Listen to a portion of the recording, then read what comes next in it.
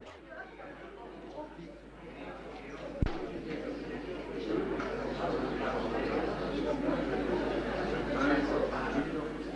de vous laisser le plaisir d'entendre M. Henri Guillemin, j'aimerais vous faire quelques communications d'ordre pratique.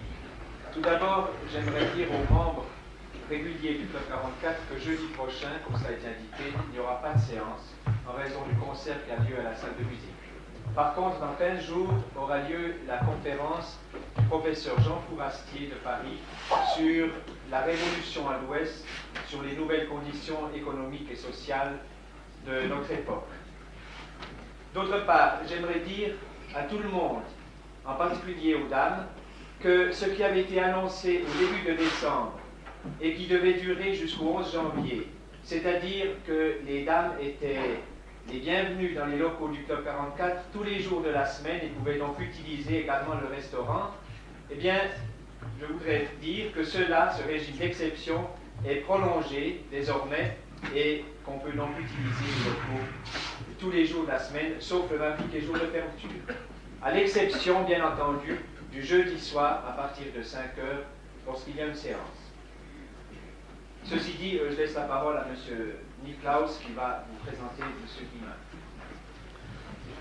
Guillemin. Oui, ben justement, il n'est pas du tout question de vous présenter M. Guillemin. Il serait parfaitement impertinent de songer à l'introduire. Vous l'avez, pour la plupart d'entre vous, déjà entendu.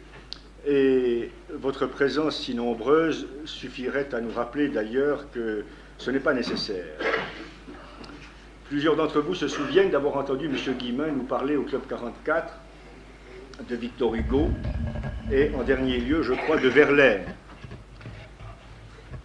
Si je dis quelques mots, ce n'est que pour souhaiter une bienvenue particulièrement chaleureuse à M. Guillemin et puis d'essayer de répondre en l'improvisant à une question qu'il m'a posée tout à l'heure dans l'escalier. M. Guillemin me disait, mais pourquoi donc le Club 44, qui s'intéresse à des sujets techniques, à des sujets scientifiques ou économiques, fait-il venir un critique littéraire comme moi?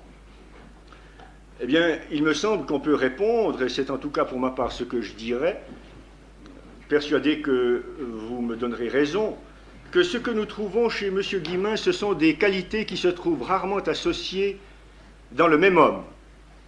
C'est d'une part un extraordinaire souci d'information, de renouvellement de l'information par ce qu'on appelle la critique des sources, une extraordinaire honnêteté et un travail acharné de lecteur des textes originaux. Et puis d'autre part, un pouvoir de sympathie, une capacité de faire revivre devant nous le drame de l'homme derrière l'écrivain. Et cette capacité de nous restituer un destin dans son authenticité, et qui se sert précisément de cette première aptitude, de ce premier pouvoir, qui est celui de l'information neuve, fait que M. Guillemin apporte toujours quelque chose d'original, non seulement dans son aspect documentaire, mais aussi dans l'interprétation, dans le jugement qu'il porte, puisque M. Guillemin est aussi un homme qui, en présence d'un écrivain, n'oublie pas des convictions personnelles et n'oublie pas de tirer d'un homme ce qu'il avait de meilleur et ce qui reste au fond perpétuellement valable pour chacun de nous. C'est pourquoi il nous sera très précieux de l'entendre parler de Flaubert ce soir et pourquoi je ne voudrais pas retarder d'un instant le plaisir que nous allons tous à l'entendre. Merci, Charles.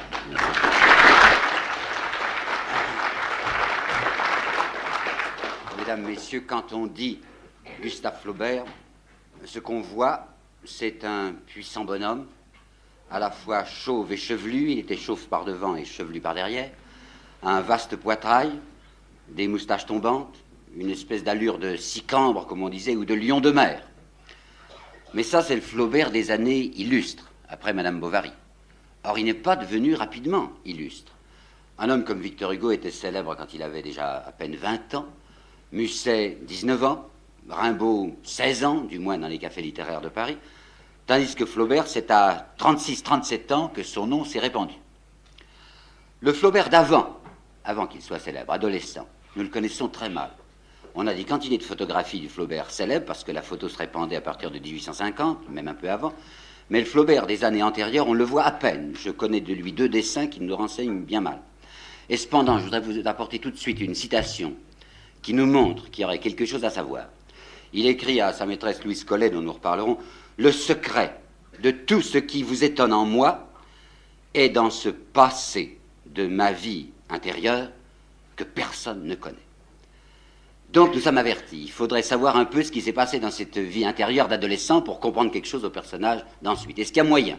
Oui, aujourd'hui il y a moyen.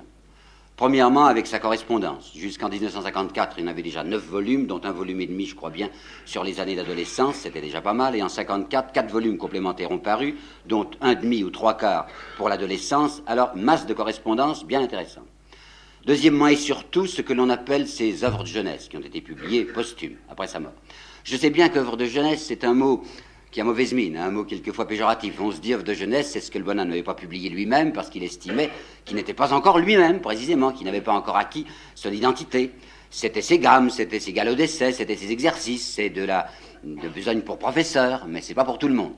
Eh bien si, c'est extrêmement intéressant. Tiens, encore une citation que j'ai oublié de vous donner, qui est drôle, c'est Victor Hugo parlant de ses propres œuvres de jeunesse, et les appelant, il avait à ce moment-là 50 ans, « bêtises que j'écrivais avant ma naissance ». Eh bien, on se figure que tout ce qu'un écrivain n'a pas publié lui-même, c'était des choses qu'il avait faites avant sa naissance littéraire. Eh bien, on découvre, quand on regarde ces œuvres dites de jeunesse de Flaubert, on découvre pas mal de choses. Primo, que cet écrivain en apparence tardif, 36 ans, était en réalité précoce, puisqu'il y a des œuvres de jeunesse écrites à 19 ans, 18 ans, 17 ans, et une même à 14 ans. Deuxièmement, que ça vaut la peine d'être lu, parce que je n'aime pas les exagérations verbales, mais je vous assure qu'il y a là au moins 2 chefs-d'œuvre. Un qui s'appelle Novembre, qui est une très grande chose, n'y aurait-il que Novembre que Flaubert mériterait d'être connu, et une autre qui s'appelle Mémoire d'un fou, qui est loin aussi d'être négligeable. Troisièmement, qu'il s'est passé dans cette vie d'adolescent des choses graves. Citation de lui, 27 ans. Nous tournions, dit-il à Louise Collet en parlant de son adolescence et de ses camarades, nous tournions entre la folie et le suicide. Et dernière découverte que nous apporte cette œuvre de jeunesse, c'est qu'une ressemblance vraiment extraordinaire, je dirais presque consanguine, entre le jeune Flaubert et le jeune Rimbaud. Ben, vous me direz, c'est un paradoxe. Enfin, qu'est-ce qu'il peut y avoir de commun entre Flaubert et Rimbaud? Rimbaud, enfin, vous connaissez le personnage, celui que Claudel appelait l'adolescent hagard de Charleville, un type dont on peut dire au moins qu'il était agité, alors que le jeune Flaubert était si tranquille, qu'il n'a jamais fait d'ennui à ses parents, qu'il vivait entre son père et sa mère, sans être jamais fugueur, et il avait déjà 19 ans, que sa mère l'appelait encore son poulot chéri. Oui, mais qu'est-ce que les mères savent en réalité du drame qui se déroule dans l'esprit de leur fils? Pas grand-chose. Vous connaissez sans doute une pièce de Rimbaud qui s'appelle Les Poètes de 7 ans, où justement il parle de sa mère qui ignore l'âme de son enfant en proie aux répugnances. Eh bien, je voudrais vous montrer que les répugnances du petit Rimbaud devant la vie, c'est les mêmes répugnances que Flaubert avait connues lui aussi. De quoi s'agit-il? De 2 adolescents qui se déchirent l'âme à regarder le monde tel qu'ils le découvrent, le monde tel qu'il est, si prodigieusement, si terriblement différent de ce qu'ils l'ont imaginé quand ils étaient des gosses. Et le premier désenchantement vient naturellement de la découverte de ce que l'on appelle les réalités de l'amour. Parlons de ça simplement, voyez dans Rimbaud. Il a 16 ans quand il écrit une pièce qui s'appelle « Soleil et chair ». Soleil et chair, si vous restez sur le titre, vous vous dites, c'est une espèce d'imagination des temps préhistoriques où l'homme est abandonné à tous ses instincts, vastes aristis, pas du tout. Dans cette pièce d'un garçon de 16 ans qui va faire ce que vous savez, dans cette pièce, il y a une extraordinaire candeur. Il dit que l'homme des temps préhistoriques, je me demande d'ailleurs pourquoi, l'homme était alors chaste et doux, dit-il, quant à la femme, c'était l'être de virginité, il l'appelle comme ça, dont la beauté a pour mission d'élever l'âme humaine, disait-il, de la prison terrestre à la beauté du jour. 16 ans et demi. À 17 ans et demi, un an plus tard, il a écrit une pièce qui s'appelle Les Petites Amoureuses. Horrible. Et qui suit une pièce qui s'appelait La Vénus anadyomène, encore plus horrible, puisqu'il s'agit d'une Vénus qui a une fistule à l'anus. Et maintenant, il y a une dérision vociférante jetée par lui sur le corps féminin. Qu'est-ce qu'ils ont passé entre 16 ans et 17 ans chez lui? Rien d'autre chose, à mon avis, rien d'autre chose que la connaissance directe et pratique de ce que l'on appelle justement les réalités de l'amour. Et tout se passe comme si cette jeune âme, enfin prise au piège de la beauté, ayant vu ou conduit à quoi mène, dans le fait, ce transport où l'on s'imagine aimer plus haut que la terre et pressentir l'éternité, vomissait de dégoût dans la convulsion de son détrompement. Eh bien, ouvrez maintenant Mémoire d'un fou, du jeune Flaubert. Vous y voyez un texte que je ne veux pas même citer complètement. Je vous dis simplement le début. Il représente un garçon et une fille qui sont dans la nuit, qui marchent, la main dans la main. qui ont l'âme transportée, qui regardent ensemble les étoiles, les constellations, qui ont l'impression qu'ils sont associés au mystère, au secret du monde, afin que Dieu les accueille. Et un quart d'heure plus tard, dit-il, dans les ténèbres de l'alcôve, etc., je coupe. Et bien, de même que le petit Rimbaud s'était précipité avec une espèce de passion noire, de fureur et de provocation, dans tous les stupres, de même ce qu'on a longtemps ignoré, le jeune Flaubert de 16 ans et 17 ans avait fait toutes sortes d'expériences. J'ai traversé, écrira-t-il plus tard, j'ai traversé de bonne heure et intentionnellement les pires expériences. Il y a eu un moment dans ma vie, dit-il, où je voulais vider la tentation à force d'y boire, et m'abandonnant à toutes ces convoitises, j'éprouvais une espèce de haine, écrit-il, une espèce de haine pour ma propre chair, avec un besoin de lui jeter de la boue au visage. Voyez-vous, chez lui, et il a fait toutes sortes d'expériences, je dis bien homosexuel aussi. Chez lui, il y a moins la poursuite d'un assouvissement qui est pour lui un dégoût que la poursuite d'une souillure qui a un caractère de vengeance. Ben, de même que ce garçon, 17 ans, 18 ans, a le sentiment que maintenant, il a compris, quoi, on ne la lui fait plus, il sait ce que c'est que l'amour. Et ben, de même qu'il est convaincu qu'il sait ce que c'est que l'amour, de même maintenant il est convaincu, 17, 18 ans, qu'il sait ce que c'est que tous les grands sentiments, le courage, la beauté, la générosité, que tout ça, c'est pas vrai, que tout ça, c'est de la blague. J'aime, dit-il, à retourner la doublure des grands sentiments. J'aime à arracher aux poètes son enflure, aux héros sa grandeur, aux mains sales leurs gants blancs. Encore une citation. Je dissèque sans cesse, écrit-il, faisant une allusion au métier de son père, qui était, vous le savez sans doute, chirurgien, médecin-chef à l'hôpital de Rouen. Le père faisait de la dissection temporelle et lui de la dissection psychologique. Je dissèque sans cesse. Et quand j'ai découvert la corruption dans ce qu'on croit pur et la gangrène aux beaux endroits, je lève la tête et je ris. Voilà ce qu'il écrit quand il a 18 ans.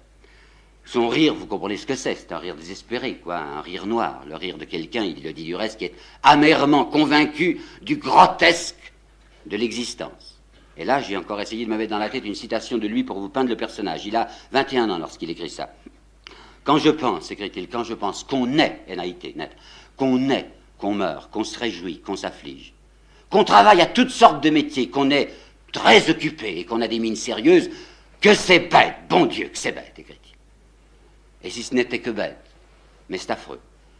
Il écrit à son camarade Chevalier, enfin, comment les bourgeois, il veut dire les hommes installés, les hommes assis dans la vie, enfin nous tous, ne se rendent pas compte, comment ne se rendent-ils pas compte de ce que c'est que la vie, c'est-à-dire ce passage phosphorescent ou hébété entre deux ténèbres, le ténèbre d'avant, on ne sait pas ce qu'il y a eu, le ténèbre d'après, on ne sait pas ce qu'il y aura. Qu'est-ce que c'est que cette condamnation à mort? Parce que c'est vrai que dès qu'on commence à respirer, le nombre de nos respirations est compté, nous sommes tous condamnés à mort. Qu'est-ce que c'est que cette partie qu'on nous force à jouer, dit-il encore, et qu'il faut toujours perdre? Et qu'est-ce que c'est que cette route sans visibilité qu'est la vie? Parce qu'on ne sait pas ce qui nous attend, mais nous avons au moins une certitude que nous mourrons, ça c'est pas tellement grave, mais qu'il y a des tas de souffrances qui nous attendent. Et infailliblement, et si on commet la stupidité, dit-il, d'attacher son cœur à une créature, à une femme, à un gosse, eh bien on risque justement de souffrir atrocement, parce qu'à chaque instant, cet être peut nous être arraché. Et il est obsédé, ce garçon, obsédé par l'idée de la mort. Voyez ce qu'il écrit à un camarade, c'est Chevalier, dans une lettre où il a 18 ans. « Je ne peux pas regarder une femme, lui dit-il, et surtout une femme belle, sans penser immédiatement à son squelette. Et sans rire, puisqu'il dit ça à Chevalier en lui disant « Je te parle sérieusement », sans rire, il lui dit « Je crois vraiment, je crois sérieusement qu'on est moins capable, moins coupable, hein, de tuer un homme que de mettre au monde un enfant. » Alors qu'est-ce qu'il peut bien penser du problème de Dieu, ce garçon? Il avait été élevé chrétiennement. Il nous dira plus tard, élevé sans religion, c'est pas vrai, il pose. Son père était en effet agnostique, mais sa mère était très pieuse. Et lui aussi avait été un adolescent pieux. Et bien à 17 ans, il est maintenant convaincu que tout ça aussi, c'est une épouvantable blague. Quel aplomb, dit-il, faut-il pour mettre, et quelle stupidité pour admettre un Dieu Père au-dessus de ce monde bagne. Citation, ce monde avec ses cris, son sang qui coule, ses entrailles pourries, et sa bave de fou. Dans les fameuses œuvres de jeunesse, il y a un personnage qui revient 4 fois, comme s'il en était obsédé. Il croit de moins en moins en Dieu, mais il croit de plus en plus en Satan. Ce personnage, c'est Satan qui revient 4 fois.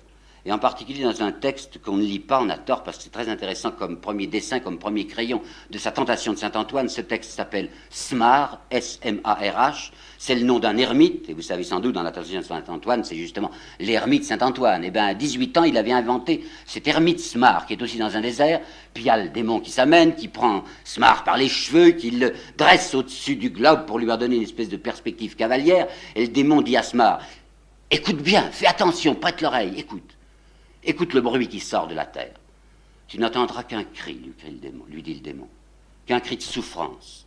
C'est la voix de la créature qui bénit son Dieu.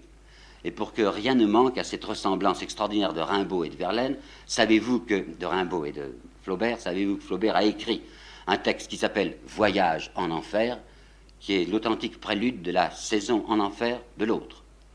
Et il a écrit aussi à 18 ans un récit qui s'appelle Rage et impuissance, qui est l'histoire d'un enterré vivant, et qui est en fait une histoire symbolique, enfin, on est tous, selon lui, des enterrés vivants, et qui se termine par une insulte directe et nominative à la face de Dieu. Ben, quel est le salut pour lui, un garçon qui pense comme ça du monde? Ben, le salut, c'est d'être non-participant. Pas jouer le jeu, vous comprenez? Pas entrer dans cette histoire qu'est la vie. Pas se suicider, il n'en a peut-être pas le courage.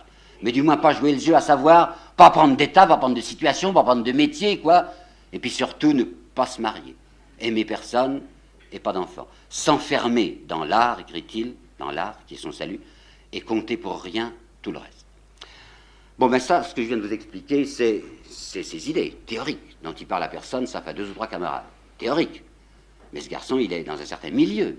Il est inséré dans un milieu social. Il y a son père qui est le chirurgien, il y a un frère aîné qui s'appelle Achille, comme le père. Si tout se passe bien, et tout se passera bien, Achille, qui est un très gentil garçon, va suivre la route du père et sera lui aussi médecin-chef de l'hôpital de Rouen.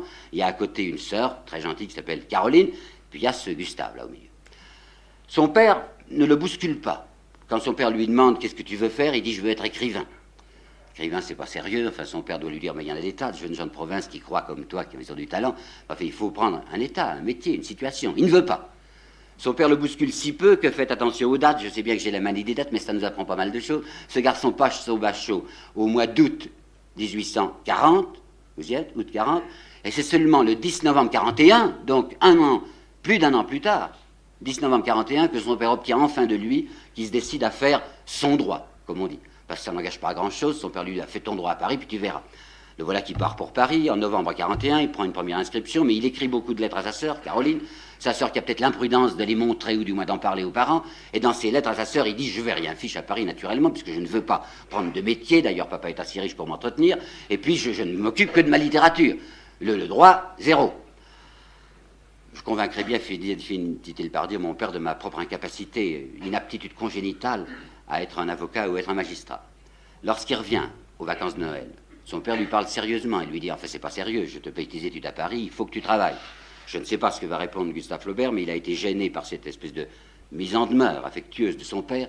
Et le voilà qui, le 22 janvier 1842, ça c'est une découverte de 1954, c'est dans la correspondance nouvelle.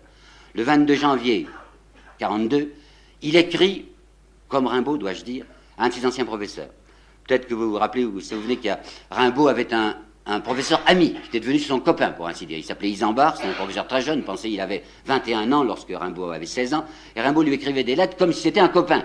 Et bien ça m'a assez frappé de trouver cette lettre à Gourgaud du Gazon, ancien professeur du lycée de Rouen, qui était maintenant en poste à Versailles, côté de Paris, où Flaubert lui parle comme à un camarade aussi. Il lui dit « Écoutez monsieur, oubliez donc que vous êtes mon professeur. Imaginez-vous que vous êtes dans ma chambre, là, près de mon feu, à boire du café avec moi, et laissez-moi vous parler comme je parlerais à un de mes copains. » Eh bien voilà, lui dit-il, ma position morale est critique. C'est pour moi, il exagère, c'est pour moi une question de vie ou de mort. De quoi s'il s'agit? Ben, c'est son père qui lui écrit lettre sur lettre en lui disant « Mais je veux que tu te présentes à tes examens de droit, enfin je veux que tu aies une situation. » Et lui ne veut pas, il appelle au secours le professeur en lui disant « Ben, écrivez à mon père pour lui dire que c'est pas du tout ma vocation, que je veux être qu'un écrivain. » Je sais pas ce que Gourgaud du Gazon aura répondu, mais je sais ce qui va se passer au prochain retour du jeune homme chez ses parents, c'est-à-dire à Pâques 42.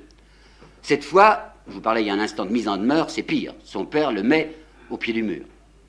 Son père lui dit, sérieusement, tu fais ton droit, j'entends que ça soit sérieux, tu te présenteras cette année et tu seras reçu. Alors, c'est pas lui qui le raconte. Il ne parlera pas beaucoup de ces choses-là, une extraordinaire pudeur. Mais plus tard, dans une lettre à Louis Collet, il fera une très rapide allusion qui nous permet de deviner ce qui s'est passé. Il dira à Louis Collet, une seule fois dans ma vie, je me suis risqué à ouvrir devant mon père ce qu'il appelle le fond du sac. Il lui a tout dit. Tout ce que je viens de vous raconter il y a un instant sur sa conception du monde, il ne le disait surtout pas à son père et à sa mère. Ça les aurait bouleversés, ils auraient rien compris. Ils se seraient dit, bon, notre garçon est plus ou moins fou.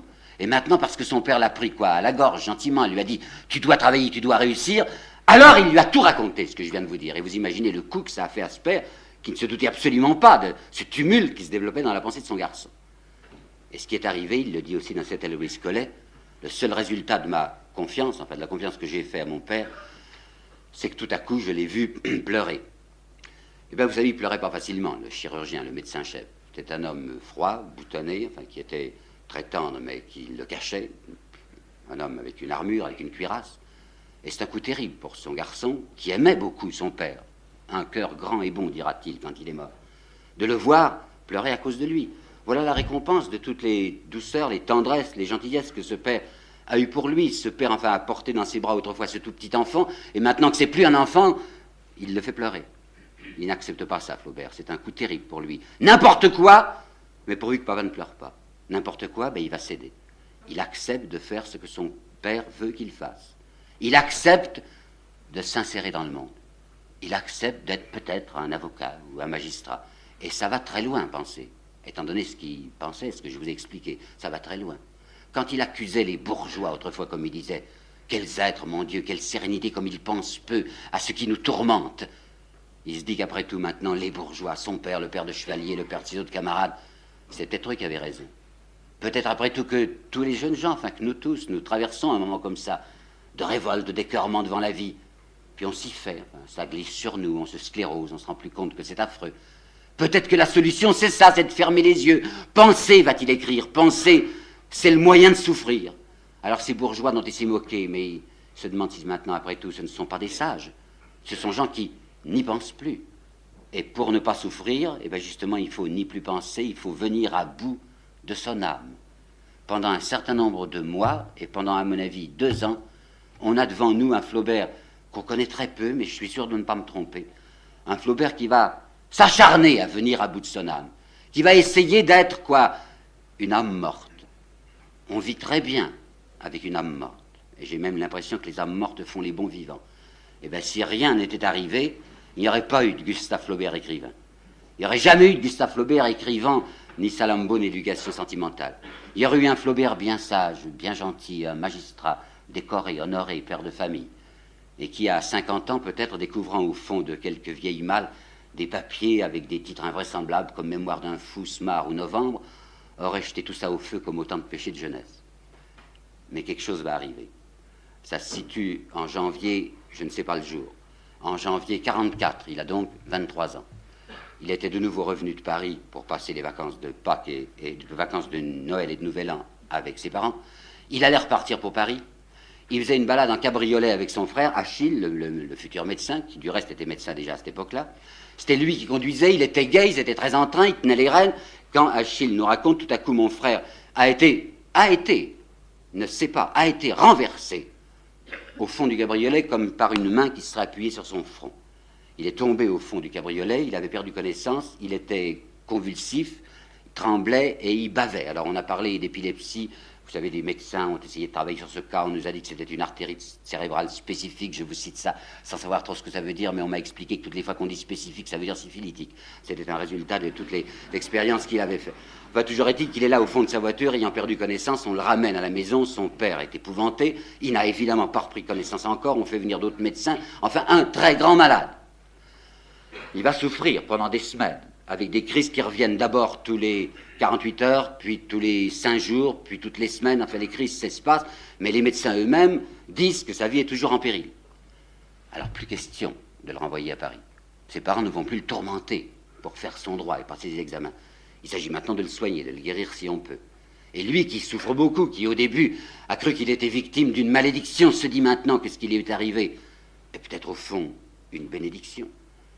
Il est ramené comme de force à sa vocation. Il s'était laissé écarter par tendresse pour faire pleurer son père. S'était laissé écarter de ce rivage de solitude vers lequel il avait décidé d'aller. Et maintenant, à cause de la maladie, ben, il est rendu à lui-même. Il pourra faire ce qu'il voulait faire. Et puis il se guérit, en effet, peu à peu.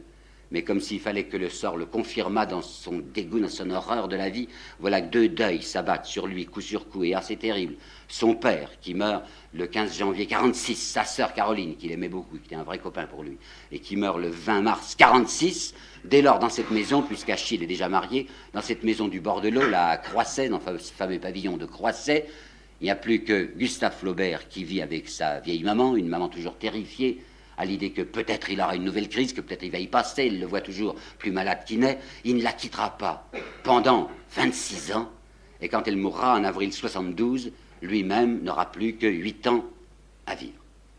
Alors c'est peut-être le moment de le regarder maintenant dans ce qu'on pourrait appeler son identité intérieure, pour voir comment il s'est constitué sa personne. Là, je vais être obligé de vous expliquer des choses que je vais découper. Quand on écrit ou quand on parle, eh bien, on est obligé de suivre le temps. Ce que je vais vous dire, il faudrait qu'à mesure, vous le reconstituiez en une unité. Je vais décomposer ça en 2 parties. Je vais vous montrer ce que négativement il n'est pas et ce que positivement il est. Si on voulait essayer de définir négativement son identité, je la définirais par 3 refus. Flaubert est quelqu'un qui refuse de faire servir l'art, les dons qui sont en lui, de faire servir l'art à son avancement temporel, quoi. Ben, comprenez ce que ça veut dire. Ça a l'air tout simple, mais ça n'est pas tellement simple, parce que le contraire est l'usage. Quand un artiste sent qu'il a des dons, ben, il cherche quoi? Il cherche à s'en servir pour bien gagner sa vie, pour faire de la gloire et faire de l'argent. Victor Hugo, c'est comme ça qu'il a réussi, et je ne lui en veux pas. Enfin, tous, Zola, François Mauriac, n'importe qui. Enfin, quand on a un talent, ben, on essaye d'en faire profiter soi-même d'abord, pour devenir glorieux, pour devenir riche. Lui, cette chose qui nous paraît si simple, ça lui paraît affreux, exactement une simonie.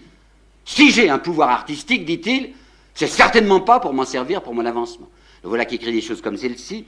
Je déteste le petit manège du monde. L'art de donner des poignées de main et d'appeler mon cher ami quelqu'un que l'on ne voudrait pas pour domestique. Voilà qui dit encore, et c'est pas mal vu, je vous assure, la célébrité s'obtient à force de course. C'est pas mal vu parce que quand on a un peu vécu comme moi, on s'aperçoit que ce qui n'est pas important, c'est de voir du talent. Ce qui est important, c'est de serrer les mains, c'est de donner des cocktails, c'est de voir du monde, c'est de se pousser comme ça. C'est aussi Flaubert qui va dire « L'Académie se peuple de plus en plus d'académiciens qui ont eu la sagesse de ne rien publier ». C'est pas mal non plus ça. Et puis, en 1858, il va écrire une phrase sur Paris que je tiens à vous dire. Et si je vous donnais la date de 58, c'est afin que vous pensiez tout de suite qu'il n'est pas vrai de dire que les raisins sont trop verts. S'il écrivait ça avant d'être célèbre, mettons en 55 par exemple, on dirait qu'il n'a pas pu réussir à Paris, mais il écrit en 58 alors que tout le monde parle de lui depuis Madame Bovary. Et bien voilà ce qu'il dit de Paris. Il n'aime pas aller à Paris. Paris le gêne, Paris l'étouffe, lui donne le vertige. Il est allé passer 15 jours, et revenant, il écrit à un de ses camarades « Paris est toujours le même, embelli de filles de joie funèbres, de coquins honorés et d'idiots triomphants. » Et puis je voudrais vous raconter aussi une querelle qu'il a avec son ami Maxime Ducamp, qui l'éclaire bien. Ils avaient fait un grand voyage, nous y reviendrons tout à l'heure, avec Ducamp en Proche-Orient. Ducamp avait son âge. Et Flaubert s'imaginait que Ducamp pensait comme lui, ce grand respect de l'art, enfin n'utiliser l'art à rien d'autre qu'à lui-même. Ils rentrent de leur voyage, ils ont maintenant à peu près 30 ans tous les deux, et il y a Ducamp qui lui écrit une lettre que Flaubert trouve très désagréable. Ducamp lui dit « Écoute mon vieux, il ne s'agit pas de nous renier, mais tout de même, maintenant, 30 ans, quoi, il faut être sérieux. Et regarde la situation, regarde bien où nous sommes, 1852. Victor Hugo est en exil, il ne compte plus, il se trompe bien, c'est le moment où Victor Hugo va devenir plus grand. Enfin, il croit ça. Victor Hugo est parti, 0. Lamartine, Gâteux, ça n'existe plus. Chateaubriand est mort, Balzac est mort. Il y a une place à prendre, lui écrit Ducamp. Il y a une place à prendre. Il faut maintenant qu'on publie. Peut-être même ensemble, tous les deux, un beau roman, ou bien toi un roman, moi un autre roman. Enfin, il y a une place à prendre, c'est le moment de se poser, lui dit. Vous imaginez la réponse que lui fait Flaubert. Il dit « Tous ces mots que tu emploies, se dépêcher, il est en place prise, sont pour moi un vocabulaire vide de sens, c'est comme si tu parlais à un algonquin. » Alors Ducamp se dit « Non, je ne me suis pas fait bien comprendre. » Il recommence, le pauvre imbécile. Il écrit à Flaubert, il dit « Écoute mon vieux, j'ai pas voulu te vexer, mais enfin, rends-toi compte, je te demande pas du tout de faire de la simonie, mais ça serait le moment. » Il a vraiment tort de recommencer parce qu'il ne se doute pas de la réponse qu'il va recevoir. Flaubert explose cette fois, il lui dit « Décidément, nous ne suivons plus la même route.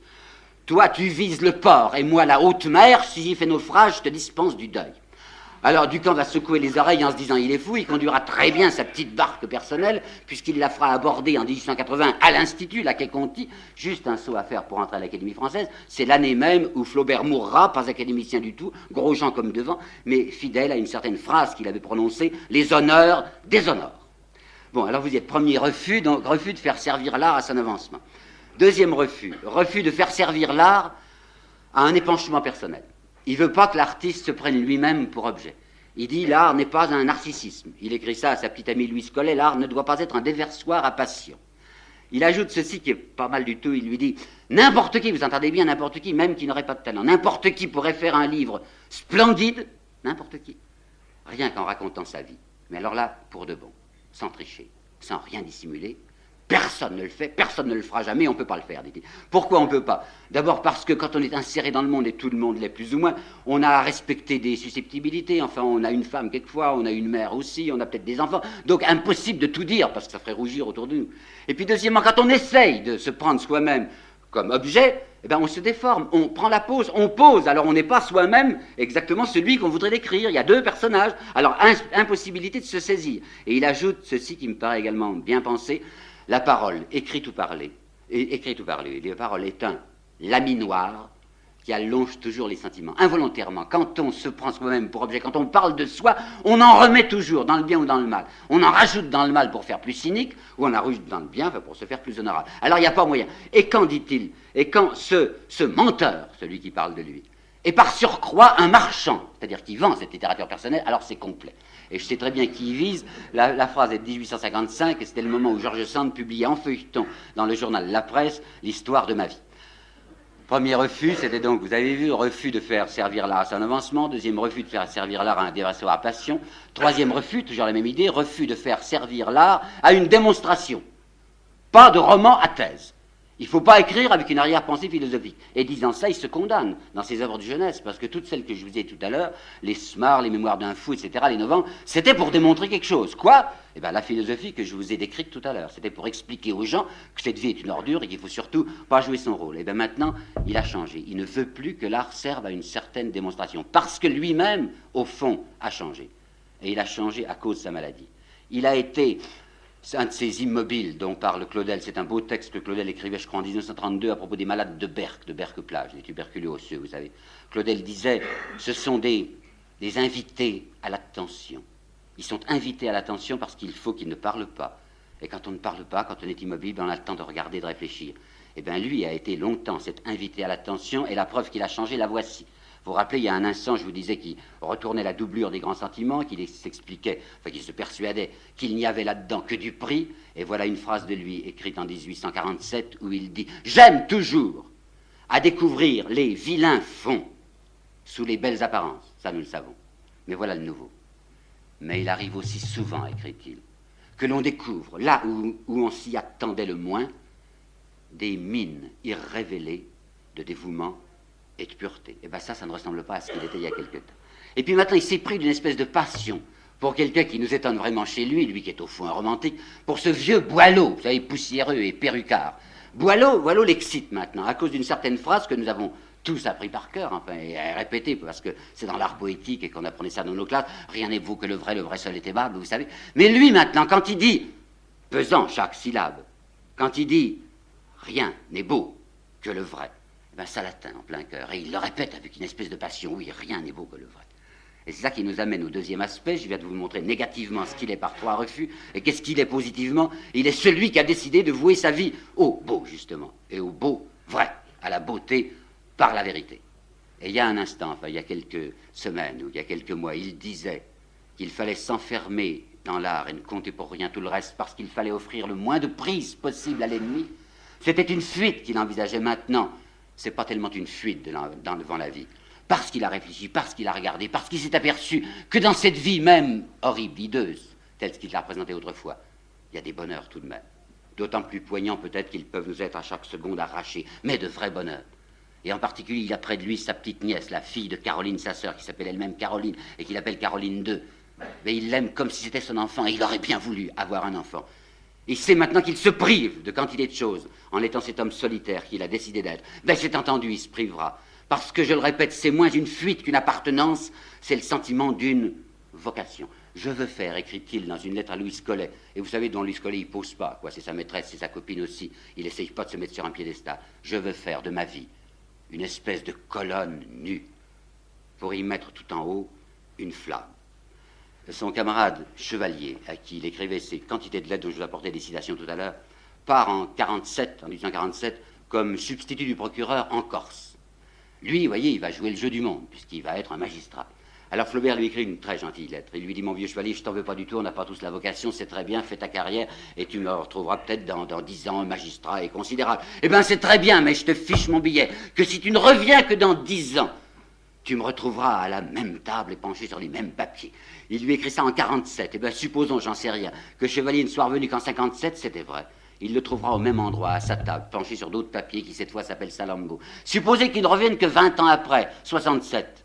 Ben, il le retrouvera au même endroit, à sa même table, sur d'autres papiers qui, cette fois, s'appellent l'éducation sentimentale. Et s'il était revenu que 30 ans plus tard, en 77, il l'aurait trouvé encore au même endroit, à sa même table, penché sur d'autres papiers qui s'appellent cette fois Bouvard et Pécuchet. Bon, ben vous allez me dire que c'est pas possible, que je dois vous en compter, que je me trompe moi-même, en imaginant qu'un homme peut vivre 30 ans, comme ça, comme ne jouant pas le jeu, enfin, comme ne vivant pas, comme étant... Alors je risque là une plaisanterie bien faible. Vous savez, on dit de lui que c'est un styliste, parce qu'il a tant travaillé le style, et il vient de nous parler d'une colonne. Et ben disons, a-t-il vécu vraiment comme un stylite, enfin comme Saint-Siméon stylite au-dessus de sa colonne, sans jamais en descendre, plein de ce qu'il appelait une absorption démesurée. Eh bien si, il est descendu à ma connaissance au moins 2 fois, peut-être d'autres, mais enfin j'en connais deux descentes de colonnes que je vais vous raconter maintenant. La première descente, forcément, il fallait s'y attendre, c'est à cause d'une femme. Pas à cause d'Elisa Schlesinger. Il y a un bouquin là-dessus récent qui s'appelle Le Grand Amour de Gustave Flaubert. Je me méfie toujours des grands amours. Vous savez, il y en a plusieurs dans la vie, des grands amours. Alors quand on nous dit Le Grand Amour de Gustave Flaubert, c'est Elisa Schlesinger, j'en suis pas très sûr. Elisa, il l'avait connue quand il avait 14 ans. Il a été très amoureux d'elle jusqu'à 20 ans. Il ne lui a jamais dit. Ils se sont rencontrés de temps en temps après. Il lui avait gardé un souvenir très tendre. Oui, ben c'est pas elle qui est en cause. C'est Louise Collet. Et puisqu'après tout cet entretien est assez lugubre, sourions un instant devant Louise Collet, parce que je crois qu'elle appelle le sourire. Louise Collet, elle s'appelait Revoile de son nom. Elle était d'Aix-en-Provence, une gentille petite méridionale. Et elle avait épousé un musicien d'Aix-en-Provence qui s'appelait Collet, un tout petit musicien qui comptait pas du tout. Et elle avait publié un petit volume de vers qui s'appelait Fleurs du Midi. Et elle avait décidé que ces Fleurs du Midi devaient être connues à Paris surtout. Vous comprenez, muse départementale, c'est pas mal, mais elle voulait être muse nationale. Alors elle monte sur Paris, comme on disait, laissant son petit Collet tranquille, à Aix, et à Paris, elle décide de se faire connaître par des moyens appropriés. Elle était très jolie, elle était très généreuse de ses charmes, et alors elle va se faire connaître à Paris, en particulier en vivant dans le milieu de Pradier, qui était un sculpteur et qui avait un salon à la fois littéraire et artistique. Il y avait quelques semaines qu'elle était à Paris, qu'elle a un coup de génie, enfin un trait de lumière, et elle arrive un soir chez Pradier, les yeux hors de la tête, annonçant une nouvelle considérable pour le monde artistique. Elle dit, vous savez qu'on a retrouvé les bras de la Vénus de Milo. Alors tout le monde lui dit, mais où? Ben, elle est dans ma robe, dit-elle. Et puis là, il y a l'autre histoire aussi, c'est le destin de Victor Hugo. Et comme elle était très gentille avec les académiciens, elle visait des prix académiques, vous comprenez? Oh, pas à l'Académie française, une femme ne peut pas entrer à l'Académie, mais elle voulait des prix académiques. Ça existe encore aujourd'hui, les prix de l'Académie française, mais c'est un peu amorti, vous comprenez, on n'y fait pas très attention. Mais à ce moment-là, très, très attention. Elle voulait des quantités de prix académiques. Alors elle était aimable avec les académiciens, quel que soit leur âge. Il y avait Cousin en particulier, qui était très très vieux, mais qui était utile, et elle était très aimable avec Cousin. Alors Hugo aussi, il avait été très gentil avec Victor Hugo. Il l'avait dessiné, il avait un beau talent de dessinateur, Hugo. Comme il était convenable, il l'avait dessiné de dos, parce qu'elle se trouvait être sans vêtements. Mais alors, elle était de dos, et quand Victor Hugo recevait des intimes, il leur murmurait « C'est Madame Louise Collet en tenue de campagne ». Et puis alors, il y a aussi l'histoire de Alphonse Karr. Karr, c'était ce type qui dirigeait la revue qui s'appelait Les Guêpes. C'était une revue satirique très méchante, Les Guêpes. Ça fait qu'elle ne voulait pas être piquée par Alphonse Karr. Alors elle s'était mise en ménage avec Alphonse Karr. Mais ce ménage n'avait pas bien marché. Et un jour, d'une querelle violente, elle avait pris un couteau de cuisine, enfin rien de bien meurtrier, et elle en avait porté une égratignure à Alphonse Karr. Le ménage s'était brisé à ce moment-là. Mais Karr, qui avait de la rancune, avait conservé le couteau. Et il l'avait mis dans son salon sous un globe, vous savez, le globe de verre, comme on mettait la couronne de Marie. Et alors, le couteau était là, sous son globe de verre, sur un socle en velours. Et sur le socle de velours, il avait fait apposer une plaque de cuivre, avec une inscription gravée sous le couteau, offert par Madame Louise Collet, virgule, dans le dos. Alors, vous voyez Louise Collet. Eh bien, Louise Collet devient la maîtresse de Flaubert en juillet 46. Comment ça se fait, puisqu'il avait décidé qu'il n'attacherait son cœur à personne, qu'il ne voulait plus de maîtresse, pas de liaison. Eh bien, il se fait d'abord qu'il a été ému par elle, parce qu'elle était ravissante, et puis, il voyait très bien le jeu qu'elle poursuivait, elle était aimable avec les gens qui pouvaient la servir, avec les académiciens, et lui, il ne pouvait pas lui servir à rien. Il était un petit provincial parfaitement inconnu à cette époque, et si par conséquent elle était si aimable pour lui, c'est vraiment parce qu'il lui plaisait pour lui-même. Deuxièmement, parce qu'il s'était trompé sur elle. Comme il s'était trompé, il était très naïf et confiant, ce Flaubert. Comme il s'était trompé sur Maxime Ducamp, il avait pris Ducamp pour un second Gustave Flaubert, et bien il croyait que Louise Collet était un Flaubert femelle. Seulement, quand vous voyez le comportement qu'il a à son égard, c'est très intéressant. Il est très pris par elle, à la fois sensuellement et intellectuellement, très pris. Mais en même temps, c'est un garçon qui garde une extraordinaire lucidité et un certain retrait, que je vais vous dire. Lucidité. Il n'y a pas 15 jours qu'ils sont amants, et je vous assure qu'il l'aime violemment. Il lui écrit ceci. Il n'y a pas de mot plus élastique que le mot amour que tu emploies tout le temps. Voyons, tu dis que tu m'aimes, et que tu aimes ta petite fille, elle avait une gentille petite fille de 7 ans, et que tu aimes la robe que tu portes. C'est 3 fois le même mot, tu crois que c'est 3 fois la même chose. Il lui dit aussi, tu ne pourras pas me reprocher de n'avoir pas annoncé l'enterrement dès le berceau. L'enterrement de leur amour dès le berceau de leur amour. Il y a donc 3 semaines qu'ils sont amants et ils s'aiment violemment, il lui dit déjà, c'est sûr, tu sais, il y a un moment, nous ne pouvons pas y croire maintenant, mais il y a un moment où on ne s'aimera plus. Elle n'aime pas qu'il lui dise ça, mais lui, il en est convaincu. Et puis le retrait dont je vous parle, c'est ceci, il ne veut d'abord pas faire pleurer sa mère. Sa mère vit donc avec lui à Croisset, elle, Louise Collet, est à Paris, elle voudrait qu'il soit tout le temps à Paris, lorsqu'il est absent, sa mère est épouvantée, elle veut toujours qu'il revienne, elle se met dans tous ses états, alors il quitte Louise, qui pleure aussi, mais il lui dit, entre les larmes de ta mère, entre les larmes de ma mère et les tiennes, je n'hésite pas. Pas lui sacrifier sa mère, pas lui sacrifier son temps. Il y a quelque chose qu'il estime encore plus important que de faire l'amour avec elle, c'est de faire ses livres, c'est de travailler. Ça, elle le déteste aussi, elle n'aime pas du tout. Et enfin, voyez bien la correspondance, et voyez la première version de la Tentation de Saint-Antoine, il y a chez ce garçon un sentiment invincible, qui gardera toute sa vie, d'une espèce de condamnation sur l'amour charnel. Dans une lettre, il lui dit, hein, tu voudrais bien faire de moi un païen. Ben, je m'y applique, je t'assure, de tout mon parti pris. Mais il n'y a pas moyen, je pense toujours à autre chose. Et dans la première version de la Tentation de Saint-Antoine, il écrit ceci, la luxure chante sa chanson à tous les carrefours de notre âme. Mais c'est une chanson qui nous tue. Le plaisir, il dit bien le plaisir. Le plaisir fond et fondre, fond les enthousiasmes et asphyxie la pensée. Si bien qu'en 1949, lorsqu'il va décider de partir dans son grand voyage avec Maxime Ducamp pour le Proche-Orient, c'est bien entendu qu'il a envie de voir le Proche-Orient et de voir des paysages, mais c'est beaucoup aussi pour fuir cette alcôve de Mantes où elle se réunissait à lui environ tous les 15 jours. Elle le reprendra à la fin du voyage, au retour, faiblement. Puis il la quittera, il est aux pleines forces de sa vie, enfin au plein milieu de sa vie, et il n'y aura plus d'autres liaisons.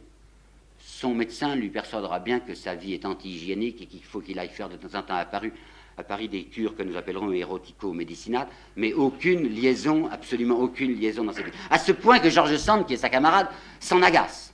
George Sand, au nom de la corporation, enfin, trouve que ce n'est pas gentil, cet homme qui vit sans femme. Alors elle le surveille, elle le fait surveiller pour savoir s'il n'a pas tout de même une petite amie cachée. Il n'y en a pas. Et comme elle lui pose des questions et qu'elle l'énerve, il lui répond en 1861, eh ben non, il n'y a rien dans ma vie parce que entre l'art et les femmes, il faut choisir. Et quant à moi, mon choix est fait depuis longtemps. Bon, vous avez vu la première descente de colonne, c'était Louise Collet. La deuxième descente, c'est plus à cause d'une femme, c'est à cause, bien inattendue chez lui, mais enfin, il est un homme, à cause du démon du succès. Il a envie tout à coup du succès temporel, de la gloire et de l'argent. Ça se passe après la guerre de 70. Il avait toujours été à l'aise, mais voilà qu'il avait mis une partie de presque toute sa fortune dans les affaires de son neveu. Sa nièce, Caroline, avait épousé un monsieur Comenville qui faisait de l'importation-exportation de bois. Les affaires de bois ne marchaient pas bien, le père Flaubert n'avait plus beaucoup d'argent. Alors il est gêné d'argent pour la première fois de sa vie, en 73. Et bien il se dit, après tout, diantre quand même, enfin pourquoi est-ce que je ne ferais pas aussi de l'argent avec ma littérature? Et il écrit, je m'excuse de la citation, il y a des tas de Jean Foutre et de Godelureau qui font de l'or avec des pièces imbéciles à Paris, ben si je m'y mets, moi, alors il va s'y mettre. Et il écrit une pièce qui s'appelle Le Candidat.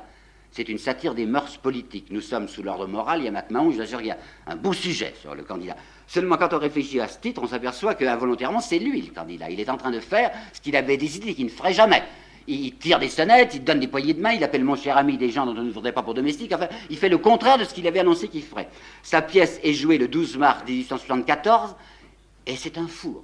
Elle était très mauvaise, sa pièce, mais tellement mauvaise qu'il n'y a pas de représentation. Et bien, il se conduit admirablement. Le soir du four, rentré chez lui, vers minuit et demi, il prend un papier, il écrit à George Sand, « Pour un four, c'en est un, ouf !»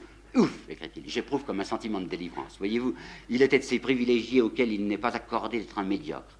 pour la seconde fois il avait essayé de s'enfuir de sa vocation, il est ramené de force vers ces hauts lieux où il avait décidé qu'il vivrait. Et comme pour se punir, après avoir fait son coup du candidat, il se remet à un bouquin qu'il avait commencé, dont il savait bien qu'il n'aurait aucun succès, qui prendrait le public à rebrousse-poil, un bouquin qu'il exténuait, qui s'appelle Bouvard et Pécuchet, histoire de deux cloportes, comme il disait. Je recommence, parce qu'écrit-il, on ne choisit pas ses sujets, on les subit. Regardons maintenant un peu l'individu, non plus, comme je disais tout à l'heure, dans son identité intérieure, mais dans sa personne physique. Essayons de voir le père Flaubert comme parmi nous. Comment est-ce qu'il était dans la vie courante? D'abord, c'est drôle de voir les jugements des contemporains. Des jugements les plus contradictoires sur lui. Goncourt le trouvait d'une vulgarité insupportable. Madame Alphonse Daudet disait qu'il était infréquentable, parce qu'il avait une conversation d'une rudesse et d'une brutalité de langage impossible. Anatole France disait, c'est un malin Anatole France, qui ne l'a fait pas, cet homme n'est pas intelligent, disait-il. Et bien Zola, au contraire, l'avait appelé Bongrand. Bongrand. Il l'a mis dans un de ses romans qui s'appelle L'œuvre. Et s'il l'appelle Bongrand, je vous assure qu'il a choisi les syllabes exprès. Il le trouvait bon, il le trouvait grand. Et puis il y a Bergerac qui nous a laissé une toute petite description de Flaubert que j'aime bien, en particulier à propos de son regard. Dit-il, son bon grand regard, candide et pur. Et bien ce qu'on pourrait dire de lui d'abord, c'est que c'était un bûcheur. Je sais bien que des gens malins comme Jules Lemaître c'est l'Anatole France de la critique. Jules Lemaître est aussi un rusé, qu'on ne trompe pas facilement. Jules Lemaître, on nous disait, enfin il nous fait rire tout de même, monsieur Flaubert, avec ses affres du style, ce fameux travail. Mais non, dit Lemaître, enfin, on n'est pas dupe. Il était à sa table de travail, il avait un mot qui venait pas, alors il se couchait sur sa peau d'ours, il avait une grande peau d'ours blanche dans son cabinet de travail, puis il fumotait des cigarettes jusqu'à ce que l'idée lui vienne. C'est pas vrai, parce qu'on a ces manuscrits aujourd'hui avec d'extraordinaires numérotations. On sait combien de pages il écrivait dans la journée, il marquait les dates, il marquait les heures. Cet homme restait à sa table de travail des 10, des 12, des 15 heures de suite. Quand à la fin de la journée, il avait écrit 20 lignes qui lui plaisaient, après les avoir recommencées jusqu'à 15 fois, il avait le sentiment qu'il avait à peu près bien travaillé. Un vrai bûcheur. Un homme qui ne prenait pas d'exercice. Et il avait un tempérament sanguin, musculeux. Enfin, c'est un homme qui aurait eu besoin d'exercice. Il aimait faire deux choses. Il aimait nager. Son pavillon de Croisset était juste au bord de l'eau. Il aimait nager et il aimait faire de la voile. Mais sa mère, toujours était terrifiée. Si jamais il a une de ces crises, pendant qu'il nage, là il coule. Et puis faire de la voile. Justement là, à l'entrée de la Seine, où la fille de Victor Hugo s'est noyée il n'y a pas si longtemps, en 1943, vous avez à Villequier. Elle a tout le temps peur du mascaret, elle a tout le temps peur d'une saute de vent, elle le supplie de ne plus aller nager et de ne plus aller faire de la voile. Bon, c'est entendu, il ne nagera plus, il ne fera plus de voile, il ne fera rien. Si, il va conserver tout de même un tout petit exercice journalier. Là, laissez-moi vous expliquer. Quand on écrit une phrase, qu'on est un véritable écrivain, on l'entend, sa phrase.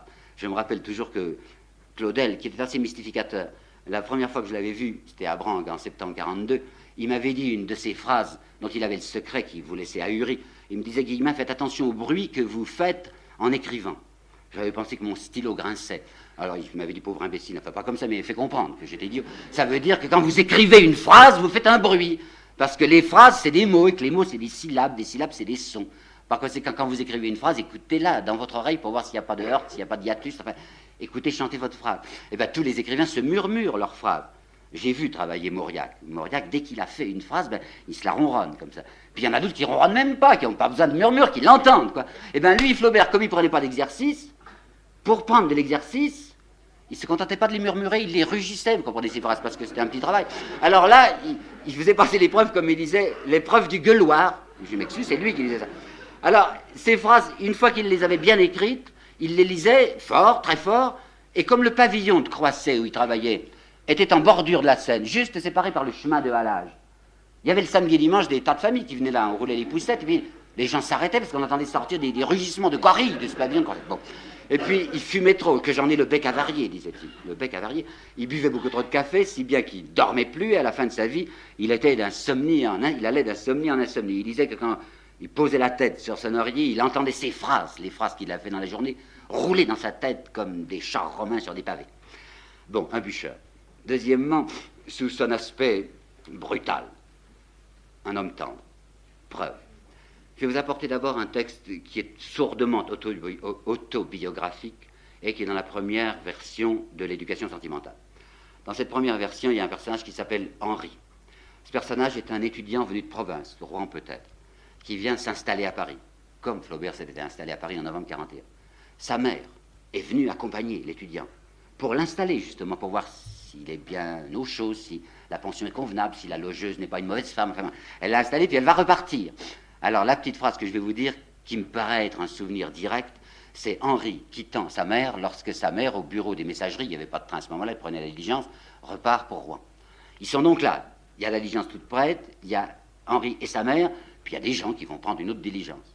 Elle l'a embrassé, raconte-t-il, avec des baisers un peu trop sonores sur les deux joues, et ça l'a vexé, parce qu'il y avait des bourgeois qui étaient là. Alors, dit-il, il alluma rapidement un cigare, et prit un air indifférent. Mais, alors je crois que je sais par cœur, mais à peine la diligence s'était-elle ébranlée, adieu, pauvre mère, adieu, dit-il tout bas dans son cœur. Et comme il se sentait regardé, il enfonça son chapeau sur ses yeux, ses mains dans ses poches, et se mit à marcher sur le trottoir d'un air brutal. Eh bien, l'air brutal, c'est l'air qu'il prend pour qu'on ne sache pas ce qu'il pense. Voyez une citation d'une lettre à sa sœur. Celle-là de 42, celle-là. C'est quand il est à Paris, essayant de ne plus avoir d'armes, vous savez, pour faire plaisir à son père, quoi. Ah, rat! Et raté, souris, hein. Ah, rat, mon bon rat, mon vieux rat, écrit-il à sa sœur. Ayez soin, maman et toi, d'avoir de bonnes joues la semaine prochaine.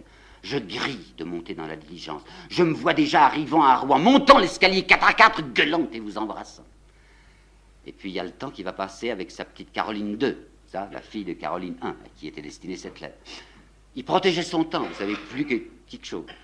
Il ne voulait pas passer trop de temps avec Louise Collet. Mais sa nièce, c'est comme sa fille. Alors il lui donne dans la journée des heures.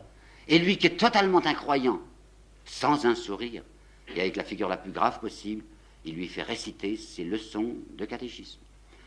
Puis il y a la maman qui vieillit, et tout de même, chaque jour, il lui donne 1 heure ou 2 heures pour la promener dans le petit jardin. Et puis la voilà qui meurt. Et je vais vous apporter deux citations de 4 ans après la mort de sa mère. Elles sont 76. Il écrit à Caroline II, qui est maintenant mariée. Il lui dit, que sont devenus, où as-tu mis le châle et le chapeau de jardin de maman? J'aime aller voir et aller toucher de temps à autre. Tels étaient, voyez-vous, les tristes et secrets plaisirs de cette espèce de brute qui scandalisait les Goncourt. Et s'il lui arrive de rôder autour de la lingerie et de la cuisine, ce n'est pas avec l'affreux visage d'Anatole France en pantoufles ou du vieux Sainte-Beuve. Il écrit ceci. Quelquefois, après le dîner, j'appelle Julie. Julie, c'était sa bonne. Quelquefois, après le dîner, j'appelle Julie. Et je regarde sa robe à damier noir qu'a porté maman. Puis je songe à la chère bonne vieille jusqu'à ce que les larmes me prennent à la gorge. Et bien voilà ce qu'il était en secret, celui que Louise Collet appellera plus tard cet esprit où il n'y avait pas d'âme. 3. L'amitié. L'amitié a toujours compté extraordinairement pour lui. Citation préalable. Il dit un jour dans une lettre, d'où vient donc qu'il y ait tant d'amitié entre les enfants? Déjà moins entre les adolescents, presque plus dans l'âge mûr, et plus du tout entre les vieillards. Eh bien, lui, il n'aura pas le temps d'être un vieillard, il va mourir avant 60 ans, mais il aura toujours eu besoin d'amis, de camarades très chers. Et j'aime la manière dont il se conduit avec ses camarades, parce qu'il est le contraire d'un homme affectueux. Vous comprenez? Il déteste le genre sentimenteux, comme il disait. Il est grossier, il est brutal avec ses camarades. Il leur dit des choses pas aimables, il est bourru. Rien ne vaut la citation. Alors je vais vous apporter une toute petite lettre, toute petite, c'est pour ça que je la sais par cœur, qu'il écrit à Duplan, qui était un de ses camarades. Jules Duplan. Duplan s'occupait plus de lui. Duplan était méchant. Duplan ne lui écrivait plus. Et Flaubert avait la peine que Duplan ne lui écrive plus. Alors vous comprenez qu'il n'allait pas se plaindre en disant « comment tu m'aimes plus ?» Non, pas du tout. Il lui dit ceci. « Si tu pouvais me donner des nouvelles d'un nommé Duplan, virgule, Jules Duplan, tu serais bien aimable. S'il est malade, tu l'embrasseras de ma part. Mais s'il se porte bien, tu lui crieras dans les oreilles qu'il est un sacré nom-de-Dieu de cochon qui oublie son vieux GF. » Voilà, c'était tout, mais assez sympathique. Et puis alors, il y a Laporte maintenant. Laporte était conseiller de préfecture à Rouen. Et Flaubert se moquait de lui, mais toujours gentiment. Il commence une lettre comme ça. Colibri des préfectures, sylphe des salons, furet des boudoirs. Ça nous amène au 4e aspect de lui dont je voulais vous parler, c'est ce côté de fougue, de blague, de rigolade qui est chez cet homme au fond sombre, nous allons voir tout à l'heure, mais qui ne peut pas s'empêcher de faire les plaisanteries les plus mauvaises possibles. Plus les plaisanteries sont mauvaises, plus ça lui paraît excellent. Ainsi, à la fin d'une lettre sérieuse, je vous assure, une lettre sérieuse, à sa nièce Caroline, il lui met pas scriptum. Suppose que je m'appelle Druche. Alors tu me dirais comme tu es beau, Druche. Une autre fois, il écrit à Bouillet. Et il lui dit, tiens, je vais t'envoyer des alexandrins. Bouillet est complètement stupéfait parce que jamais Flaubert n'a fait de vers. Il lui annonce des vers, des alexandrins, et puis il lui dit, oh non, te fais pas d'illusions, tu sais, c'est pas très malin, mais vers même un peu bête, un peu sot, enfin des vers sots, à moitié sots, des vers mi-sots, avec un peu de célatique, des vers mi-sains. Bon, il y a une autre fois aussi où il invente des mots. Il a inventé le mot d'uriuscule, que je trouve assez joli pour dire que c'est une lecture d'uriuscule, une lecture difficile, enfin qui vous fait penser. Puis quand il parle de la propriété, au sens où les bourgeois de 48, ça il faut pas blaguer avec la propriété, alors il lui met d'habitude une majuscule, il a raison, mais deux L aussi, propriété, parce que ça lui paraît encore plus grave. D'autre part, il a un goût en lui permanent du saltimbanque. Sa mère l'appelait du reste le saltimbanque. Il aime faire des imitations. Et quand il est en Égypte avec son camarade Ducamp, les temples égyptiens m'embêtent, dit-il, à force d'en voir, vous comprenez. Alors, comme il est au fond de ses sables et qu'il ne sait plus que devenir, il a inventé de jouer avec Ducamp deux bourgeois de vieux rentiers de Rouen, qu'une aberration a transporté au fond de la Libye, qui se demande ce qu'ils font là, qui s'appelle l'un le père Étienne et l'autre Carafon, et c'est lui Carafon, dit-il. Alors il écrit à ce moment, nous nous promenons en nous soutenant réciproquement et en bavachant. 20 fois par jour, il me demande d'écrire à son neveu le substitut, pour lui dire de venir, parce qu'il ne se sent pas bien. Le soir, pour nous coucher, ça dure une demi-heure. Nous nous retournons en geignant et en nous retournant pesamment sur nos lits, comme des gens abîmés de rhumatisme. Long, bonsoir, mon ami, bonsoir. Et puis, à la fin de sa vie, il avait inventé un autre personnage, très anticlérical, je m'en excuse, il s'appelait le révérend père Cruchard, qui était lui, Cruchard, on est con, révérend père Cruchard, aumônier des dames de la désillusion.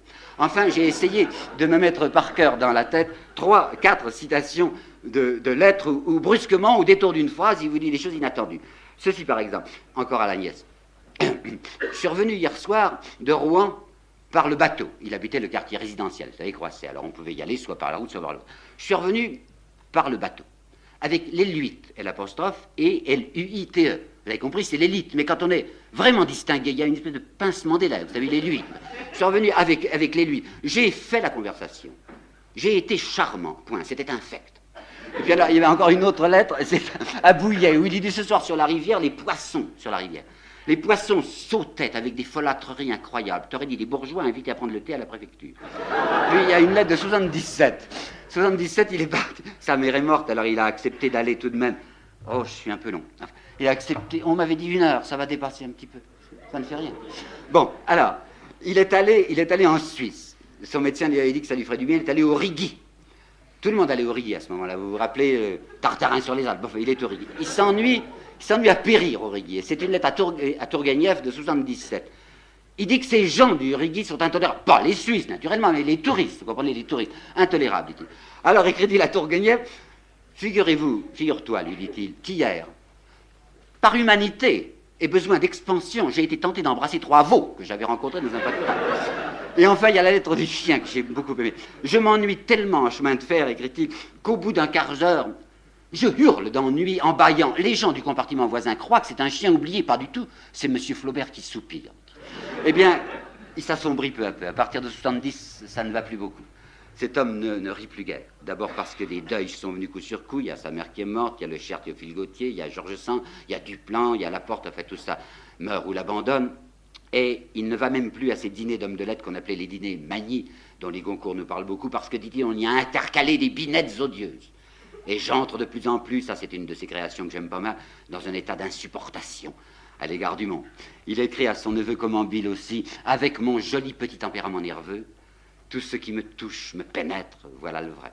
Et allant un peu plus loin, dans une lettre de 1864, il dit à Georges Sand, j'ai perpétuellement comme une espèce de sanglot au fond de la gorge. Eh bien, il faudrait essayer de comprendre pourquoi il a ce sanglot. Pourtant, on nous dit que c'est un écrivain impersonnel. Et lui s'est tellement vanté de faire de la littérature impersonnelle. Vous savez bien que l'artiste impersonnel, c'est celui, disait-il, qui n'a pas le droit de dire « je » et qui n'a pas le droit de prendre parti. Bon, il ne dit pas « je », mais écoutez la citation que je vais vous dire, et elle éclaire bien ce faux « je ».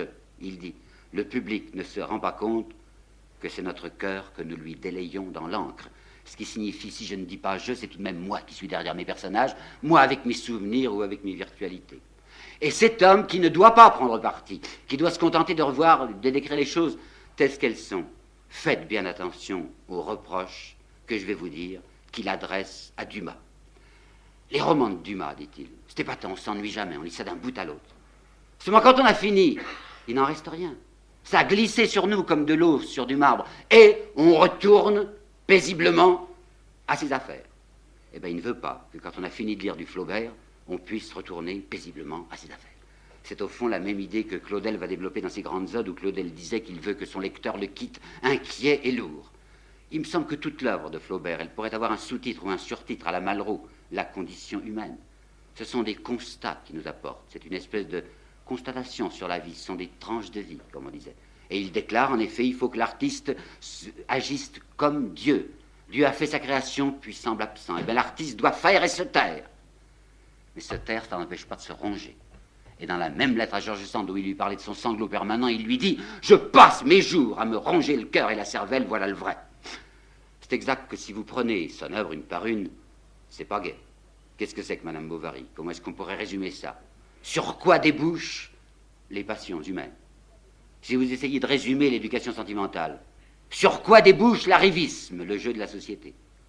Si vous essayez de résumer Bouvard et Pécuchet, sur quoi débouche la connaissance? Sur l'île du désappointement.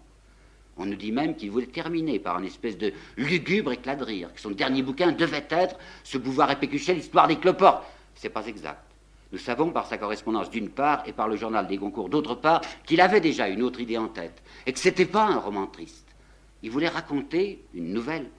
Il voulait raconter les Thermopyles. Ça vous paraît pas excitant, mais Zola nous dit que quand il a entendu Flaubert lui raconter son projet des Thermopyles, il en a eu, dit Zola, le poil hérissé. Pourquoi donc? Ben voilà ce que lui avait expliqué Flaubert.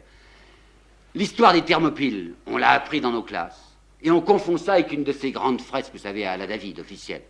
On voit ces guerriers grecs avec des cnémides bien briqués, des panaches, enfin, qui s'en vont au pas qu'à danser vers ces Thermopyles. C'était pas ça du tout, il dit. Qu'est-ce que c'était, ces types? C'était un commando sacrifié. C'était 300 soldats dont on avait dit, vous allez essayer au moins de retarder l'avance des Perses. Ben, ils y allaient comme des gardes nationaux, écrit-il. Des gardes nationaux, il les avait vus à Paris ou à Rouen pendant le siège. C'était des troufions, dit-il, qui se racontaient des histoires obscènes, mais qui allaient à la mort, sachant qu'ils allaient à la mort. Ils étaient sublimes sans le savoir. Eh bien, c'est ça que je veux raconter. Je vous montrer comment il y avait des types qui étaient admirables sans savoir qu'ils étaient admirables.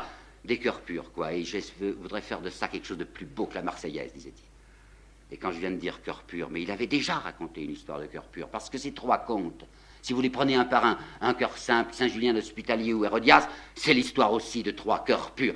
Il tombait bien Brunetière, un des plus lamentables critiques bourgeois du XIXe siècle. Brunetière qui, lorsqu'il a vu paraître les trois contes, écrivait dans la Revue des Deux Mondes ceci comme commentaire, toujours le même et profond mépris du romancier pour ses personnages. Ben oui, il tombait bien, parce que s'il s'imagine qu'il y a du mépris pour Félicité, enfin vous avez lu l'histoire du cœur simple, ah non, c'est le contraire du mépris, et croyez-vous, qui se moque de son personnage de Justin, par exemple, dans Madame Bovary, vous vous rappelez le petit Justin, c'est le commis de l'apothicaire là qui pleure, qui sanglote tout seul dans le noir quand on a enterré Madame Bovary. Est-ce qu'il se moque de la petite Rosanette dans l'éducation sentimentale? Est-ce qu'il se moque de Dussardier? Tiens, vous savez peut-être pas ce que c'est que Dussardier, je vais vous raconter en 2 minutes. Dussardier, c'est le personnage qui est là, représentatif de la jeunesse ouvrière sous Louis-Philippe. Il est invité par des étudiants républicains, mais ce sont des étudiants, quoi, ce sont des fils de famille, ce sont des garçons riches. Alors ces garçons ont cru avoir fait un grand honneur à cet ouvrier en l'invitant, puisqu'ils pensent bien qu'il est républicain, en l'invitant à leur punch, comme on disait à ce moment-là. Vous savez, les punch, on faisait brûler le punch. Alors il y a la soirée des étudiants, puis il y a Dussardier qui est là, seul, ouvrier, seul prolétaire au milieu de ces jeunes gens de famille. Et on parle femmes en fumant des cigares, on en parle bassement. Et ces étudiants, chacun se vante de la façon dont il fait l'amour. Et il demande à Dussardier, et toi Dussardier, comment tu les aimes, les femmes? Et Flaubert dit, Dussardier hésita une seconde, puis se lança. Moi, répondit-il, je voudrais aimer la même toujours. Et cela fut dit de telle manière qu'il y eut un instant de silence. Vous pensez qu'il se moque de Dussardier? Oh non, pas plus que de Madame Bovary et pas plus que de Madame Arne. En réalité, dans ces romans de Flaubert, il y a quelqu'un devant nous qui est en train de se crisper pour ne pas pleurer. C'est le même bonhomme, dans une lettre secrète à Madame Roger Desgenettes en 64, qu'il dit, lâchant ce cri qui est au fond de lui-même depuis tant d'années, mais qui ne livre devant personne. Pourquoi le mal? Pourquoi la souffrance? Pourquoi la laideur? Pourquoi tout? Eh bien, nous voilà en face de son drame secret. Ma plaie profonde, écrit-il un jour. Ma plaie profonde est toujours cachée. Qu'est-ce que c'est son drame? Oh, c'est le drame du dépossédé, quoi. De l'enfant qui ne s'est pas consolé. De l'enfant qui avait cru que le monde était beau, que les gens étaient purs, enfin, qu'il y avait de la grandeur, et qui en trouve si peu parmi nous. Et je voudrais vous apporter là 3 citations qu'on ne voit jamais dans aucun bouquin, que j'ai trouvé dans son œuvre, que je sais par cœur, je crois, que je vais vous dire. Elles éclairent bien sa pensée secrète. L'illusion évanouie, laisse en nous son odeur de fée. 2e citation. Pauvre âme, tu es le cœur gonflé, Tu es cette voix en nous qui parle et qui sanglote et qui prie. Troisième citation. J'ai en moi comme les débris de 20 mondes. Je suis vieux comme si j'avais marché des siècles, mais pourtant tout au fond de mon être, je sens quelque chose qui palpite et qui remue encore, quelque chose qui demande et qui appelle, comme une voix d'enfant. C'est pas un négateur, Flaubert, voyez-vous. Ce qui le dégoûte, au contraire, ce qui l'exaspère, c'est les péremptoires. Les péremptoires du oui et les péremptoires du non. Ils ne supportent pas les curés. Parce que les curés, dit-il, ils ont une certaine syllabe tout le temps à la bouche. Dieu, Dieu, Dieu, une espèce d'éternuement qui leur est habituel, écrit-il. Mais ils détestent aussi les péremptoires du non. Ils détestent les positivistes. Il dit que chez Auguste Comte, il y a des Californies grotesques. Et si Voltaire l'intéresse, parce que la griffe du lion, comme il dit, est inscrite dans Candide, où on voit la créature errante sous un ciel de fer, les voltairiens, les cœurs, les voltairiens, c'est des gens, écrit-il, qui rient sur les grandes choses. Cette voix dont je parlais il y a un instant, cette voix qui demande et qui appelle, je sais ce qu'elle dit. Elle dit, si c'était vrai. Et il y a des moments où il a l'impression que c'est peut-être vrai. Vous voyez, dans Novembre, qu'il écrit quand il a 21 ans, il dit qu'à certains moments, cet homme désespéré, il sent sourdre, c'est lui qui écrit ça, sourdre dans son cœur, comme des fontaines de miséricorde. Et rien n'est plus frappant que le détail que je vais vous raconter, puisque c'est dans une lettre à sa mère, il ne la trompe pas, la pauvre vieille, quand il est arrivé en vue de Jérusalem. Il dit tout de même, Jérusalem, hein, c'est une date dans la vie quand on va voir Jérusalem. Alors je ne sais pas ce qui m'a pris, dit-il à sa mère, mais j'étais en tête de la caravane, j'ai enfoncé les éperons dans le ventre de mon cheval et je suis parti. Pour être tout seul quand je recevrai en plein visage et en plein cœur la vision de Jérusalem. Bon, puis il se précipite, courant, quoi, galopant dans les rues de Jérusalem. Quelle déception. Comme tout ça est vide, comme tout ça est faux, comme tout ça ment, dit-il. Alors, écœuré, il s'enferme dans sa chambre d'hôtel. Et là, il dit à sa mère, j'étais tellement triste que j'ai ouvert le petit bouquin qu'il m'avait donné, les évangiles. Et je l'ai ouvert au Sermon sur la montagne. Et je me suis mis, à ma grande stupéfaction, à lire ce Sermon sur la montagne, avec un ravissement du cœur, me plongeant dans ce vieux gouffre du mot amour. Et cette fois, c'était plus un mot qui lui paraissait élastique. À ce moment-là, il se disait, mon Dieu, si c'était vrai. Mais non, c'est pas vrai. Parce que ceux qui savent lui ont expliqué que c'est pas vrai. Il y a chez lui une extraordinaire humilité. La parole que je vais vous dire maintenant, qui est dans une lettre, je voudrais qu'elle soit accompagnée chez lui d'un sourire. Il n'y en a pas. Il dit, en parlant de Renan, à propos de ses origines du christianisme, le gaillard connaît la matière. C'est un spécialiste, quoi. Puisque Renan a dit que c'était pas vrai, c'est sûrement pas vrai. Et dans une lettre à Athènes, le 24 décembre 1865, une lettre toute littéraire, il s'aperçoit, mettant la date, que c'est le 24 décembre. Alors il ajoute son post-scriptum, 24 décembre 65. Pensez qu'en ce moment même, il y a des gens qui vont à la messe de minuit. Est-ce drôle? Point d'exclamation. Oh non. C'est tellement peu drôle que 11 ans après, sans le dire surtout à M. Taine, en 76, il ira, lui aussi, à une messe de minuit, et il en reviendra bouleversé. C'est tellement peu drôle qu'à 79, lui qui va mourir en 80, il y a une femme de ménage de sa mère, qu'il aimait bien, la mère Tardif. Elle est morte. Et il écrit à sa nièce, j'ai envie de faire dire une messe pour elle, sérieusement. Tellement peu drôle que ces trois histoires de cœur pur dont je vous parlais tout à l'heure, si vous vous apercevez bien de ce que c'est, mais c'est l'histoire de trois saints, Saint Jean-Baptiste, Saint Julien l'Hospitalier et Sainte Félicité la Servante, cette sainte qu'il a vue de ses yeux. C'est sa légende dorée à lui. Et alors nous voilà arrivés devant son livre clé, cette tentation de Saint-Antoine sur laquelle je veux finir. La tentation de Saint-Antoine, c'est le bouquin qu'il a porté toute sa vie. On pourrait dire que c'était son Faust à lui, quoi. Il l'a commencé quand il avait 25 ans et il va le publier 6 ans avant sa mort. Baudelaire ne ressemble pas à M. Brunker, je vous assure. Baudelaire, lorsqu'il avait vu paraître des fragments de la tentation de Saint-Antoine dans l'Artiste en décembre 57, avait dit « Nous sommes en présence de la chambre secrète de cet esprit. Il y a là une voix souffrante, souterraine et révoltée. Il y a un filon ténébreux qui sert de guide dans ce capharnaüm pandémoniaque de la solitude. » Voilà ce qu'il écrivait, Baudelaire. Renan et le comte de Lille, lorsqu'ils ont reçu le bouquin, ils ont écrit des lettres gentilles à Flaubert. Je les ai lues, ces lettres. Et l'un comme l'autre remercie M. Flaubert d'avoir écrit un livre qui est le charnier des religions. C'est à croire qu'ils n'ont pas lu ou pas voulu voir la dernière page. Alors je vous résume. Vous rappelez bien ce que c'est que la tentation de Saint-Antoine. C'est Saint-Antoine qui est dans son désert, quoi, la Thébaïde, et qui a été tenté par tous les démons. Sont passés là les dieux de l'Asie et du paganisme. Tous les hérésiarques sont passés devant lui. Et il n'a pas fléchi, il n'a pas tremblé. Et voilà qu'à la fin arrivent les trois grands démons. L'assaut final. Le démon de la luxure, le démon de la connaissance, c'est le démon de la mort. Le démon de la luxure, saint Antoine sait qu'il suffit de lui dire non assez longtemps pour qu'enfin il lâche prise. Le démon de la connaissance, c'est autre chose, il est insidieux celui-là. Il finit par murmurer à l'oreille de saint Antoine qui ne sait pas quoi répondre. Es-tu sûr de voir? Es-tu même sûr de vivre? Peut-être qu'il n'y a rien. Et enfin, il y a le démon de la mort qui lui dit, mais saint Antoine, mais Antoine, fais donc attention que tu as peur de la mort, alors que c'est le plus grand bonheur, la mort. Parce que c'est le néant. Ô béatitude de la mort! Et saint Antoine se met à désirer au fond de son cœur cette mort qui ne serait qu'un sommeil. Puis la honte de ce qu'il a fait. Et comme il ne sait pas comment répondre, il se contente, dit Flaubert, il se contente de crisper les poings, de faire sur lui-même avec ce poing fermé un signe de croix. Et à ce moment-là, écrit Flaubert, l'illumination lui vient. Ce désert qui était peuplé de fantômes redevient le désert monothéiste dont parlait Renan. Il est vide et il est pur. Et il regarde le soleil. Et il ouvre les yeux devant le soleil qui ne l'aveugle pas. Et au centre du disque solaire, c'est le mot de la fin de la tentation de saint Antoine, il aperçoit distinctement la face éblouissante de Jésus-Christ. C'est le dernier mot de la tentation de saint Antoine. Alors ce livre qui passe pour être le livre, le cadavre de toute foi, c'est pas vrai. C'est le livre de l'affirmation, le livre de la ténacité, c'est le cri farouche de l'espérance. Alors quand on a compris ça, le vieux bonhomme tout seul dans son gueuloir, comme il grandit devant nous, comme il déploie toute sa taille. Voyez-vous, on nous dit que Dieu, ça serait, paraît-il, un triangle mystique qui s'appelle le vrai, le beau, le bien.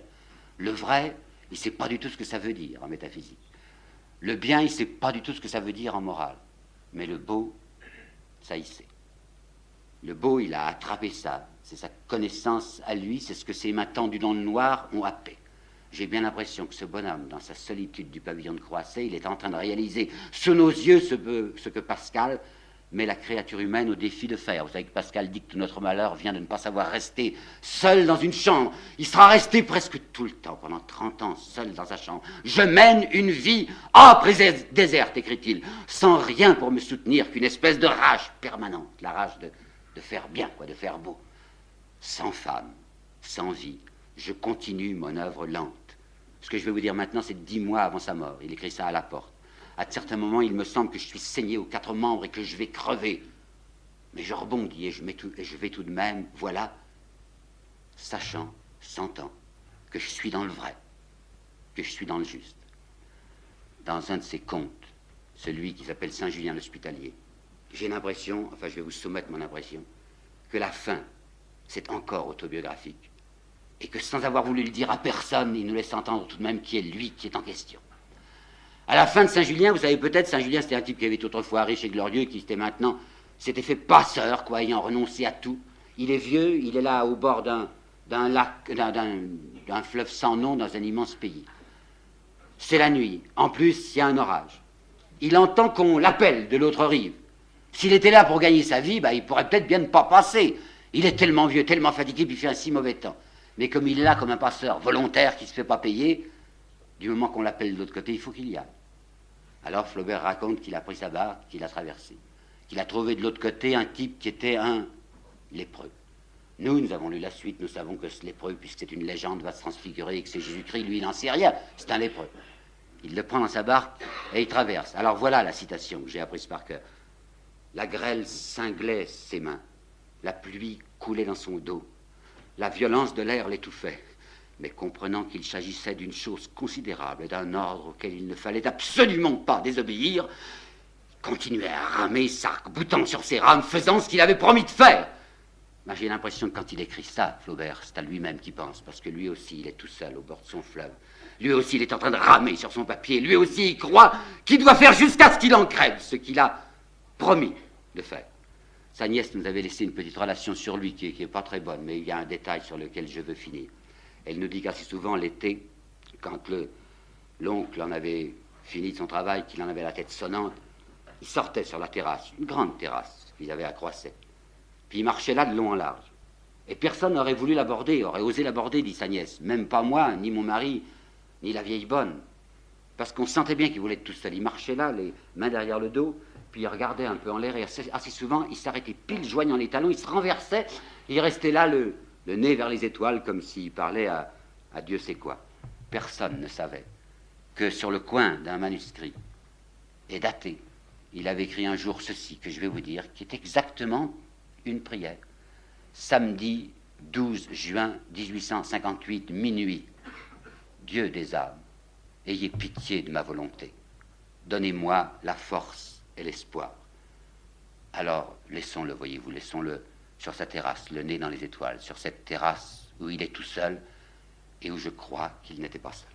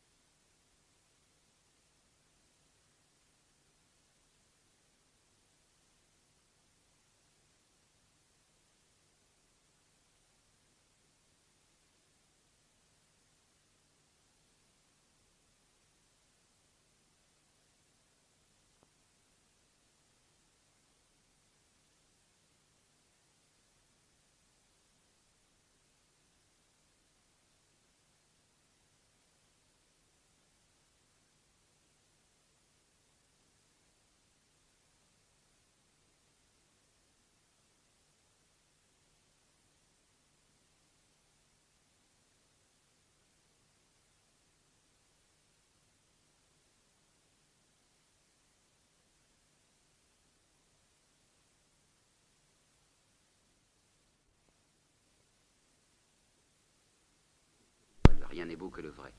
Et il a pensé à un moment, puis il ne le pensera plus à la fin de sa vie, que c'est dans le roman historique qui sera le plus appuyé sur la vérité. Là, il atteindra du réel, presque rien de reconstruit, mais tout sur des documents. Il est donc parti dans Salammbô avec l'idée qu'il pourrait faire un roman historique où il serait absolument assujetti à une vérité contrôlée. Le romancier n'intervenant que pour une espèce de petite fiction, comment dirais-je, arabesque, sur un fond historique. Par conséquent, je répondrai que ce sujet a paru s'imposer à lui dans l'ordre de la vérité, entre parenthèses, historique. Mais que c'était au fond une erreur parce que sa vocation réelle, c'était de poser des problèmes humains et qu'aucun problème humain ne se posait en fait dans Salammbô. Si vous essayez de trouver un sens à Salammbô, vous n'y arrivez pas. Enfin, on ne voit pas ce que ça veut dire. On sait ce que veut dire, j'ai essayé de vous le dire tout à l'heure rapidement, ce que veut dire Madame Bovary, sur quoi débouche la passion, enfin les aventures, sur quoi débouche l'arrivisme ou la société pour l'éducation sentimentale, et sur quoi débouche la connaissance pour Bouvard et Pécuchet. Vous ne pouvez pas arriver à mettre en formule, dans la perspective que je vous indique, à mettre en formule Salammbô. Donc je répondrai roman historique qui lui paraissait une garantie d'authenticité. Voilà. Je crois que c'est ça qu'il faut répondre. Gaston ? Pour rester dans le même domaine, est-ce que vous pourriez nous dire dans quelle mesure l'éducation sentimentale est autobiographique? Parce que la lisant, on a nettement l'impression que c'est un roman autobiographique.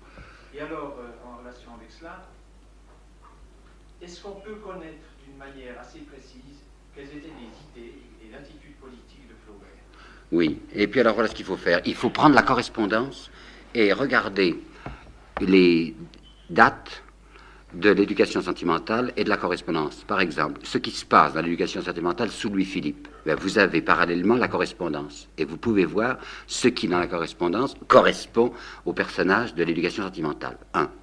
Deuxièmement, le personnage de Frédéric Moreau, et vous le savez sans doute, comment est-ce qu'on appelle ça, l'unification de deux personnages de la première éducation sentimentale. Dans la première éducation sentimentale, il y avait deux personnages d'étudiants, l'un qui s'appelait Jules, l'autre qui s'appelait Henri. Jules était chargé de représenter la part de Flaubert romantique.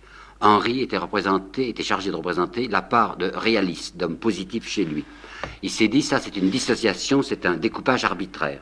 Je vais donc fondre mes personnages de Jules et d'Henri en un seul personnage, qui sera Frédéric Moreau, auquel je donnerai ma réalité substantielle. 3. Madame Arnoux. Madame Arnoux est certainement pour une large part, Elisa Schlesinger. C'est là où on peut retrouver un personnage, enfin la vérité humaine de Flaubert dans cette aventure. On a beaucoup discuté sur sur la pureté de ces relations de Flaubert et de Madame Schlesinger, alors que dans l'éducation sentimentale, vous savez que rien ne se consomme. Madame Marie-Jeanne Dury, professeure à la Sorbonne, a retrouvé et publié il y a 5 ans des carnets de notes de Flaubert. Elle les a commentés, et il est évident que dans ces carnets, il y a le récit, je mets récit entre guillemets, l'indication, si vous voulez, d'une union sexuelle entre Frédéric Moreau et Madame Arnoux. Il y a renoncé.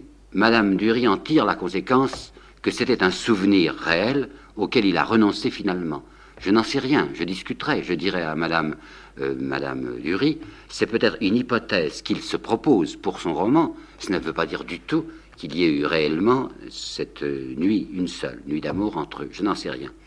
Il n'y a qu'une seule certitude, c'est que la scène de l'avant-fin, vous savez comment se termine, peut-être que, je vous rappelle ça, les 2 scènes finales sont celles-ci, vers la fin de leur vie, Frédéric Moreau et Madame Arnoux, qui a maintenant des cheveux blancs, se retrouvent et sont fort émus l'un devant l'autre. Puis la scène proprement finale, sur laquelle on fait un gros contresens, que je vais vous expliquer aussi, les personnages masculins du livre se rassemblent, évoquent leur jeunesse, et voilà le contresens.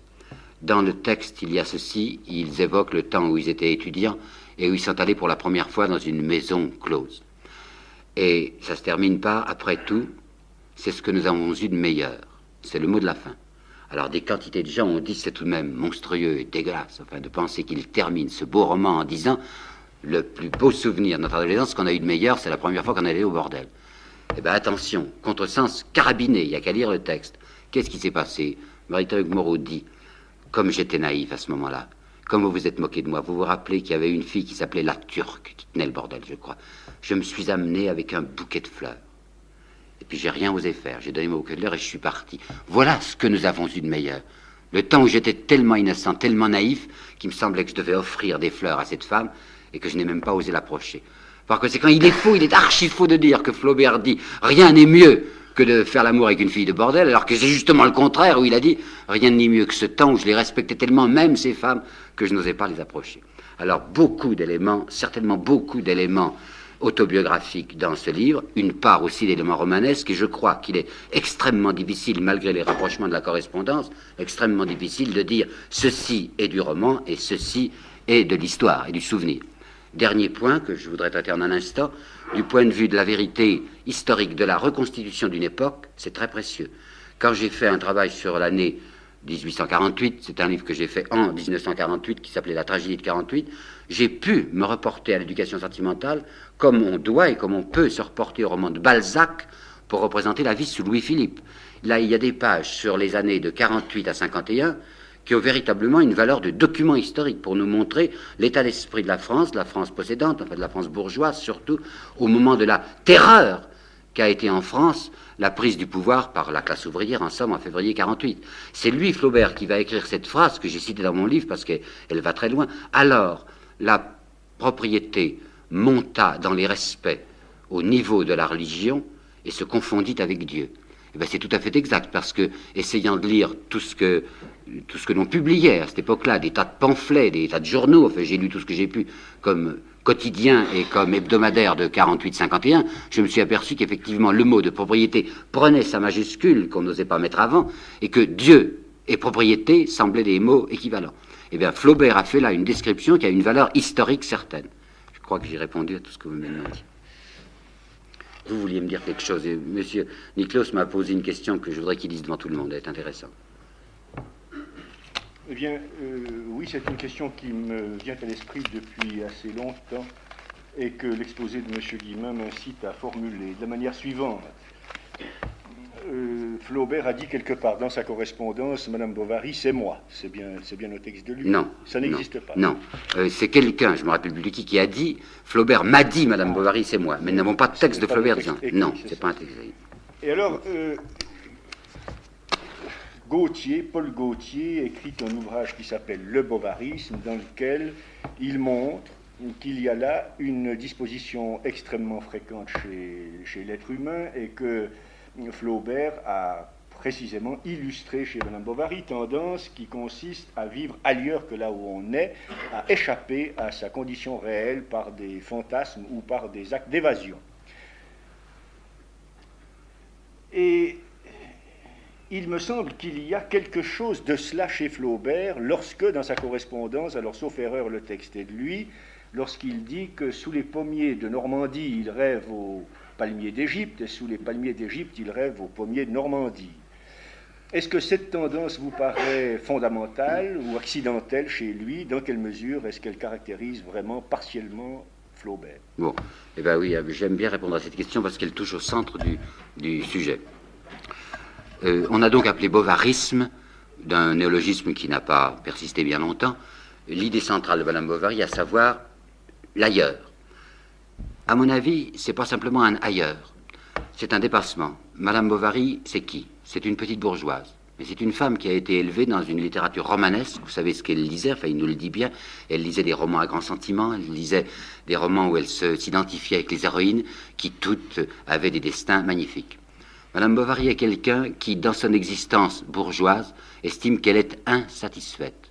Le thème de l'insatisfaction, c'est vraiment le thème du bovarisme. Et ça s'accroche à l'idée que j'ai essayé de vous démontrer tout à l'heure, le thème de la dépossession chez Flaubert. Tous les héros de Flaubert sont des gens qui cherchent autre chose et plus. Madame Bovary va chercher, du côté des amours, à se dépasser ou à surélever son existence qu'elle trouve médiocre. Frédéric Moreau va essayer, et Madame Arnoux aussi, non, pas Madame Arnoux, Frédéric Moreau, dans l'éducation sentimentale, de se dépasser par le pouvoir, d'être un homme important dans la société. Et ces deux cloportes, ces deux petits bourgeois, Bouvard et Pécuchet, vont essayer de se dépasser par la connaissance, devenir grand, devenir autre, par la science. Chaque fois, c'est le même mouvement. Il faut bien comprendre que le bovarisme se retrouve, non plus sur le même plan sentimental, mais sur ce plan de la créature qui exige d'elle autre chose, se retrouve dans tous les romans de Flaubert. Et alors le mot de la fin, enfin le mot qui est son secret à lui, c'est que Félicité la servante, le troisième personnage, vous savez, des trois contes, celui qui s'appelle Un cœur simple, c'est elle qui a trouvé la vraie formule du dépassement. Elle a trouvé le dépassement dans la charité, dans la bonté, dans la, si vous voulez, piété. C'est pas piété qui intéresse Flaubert, c'est bonté.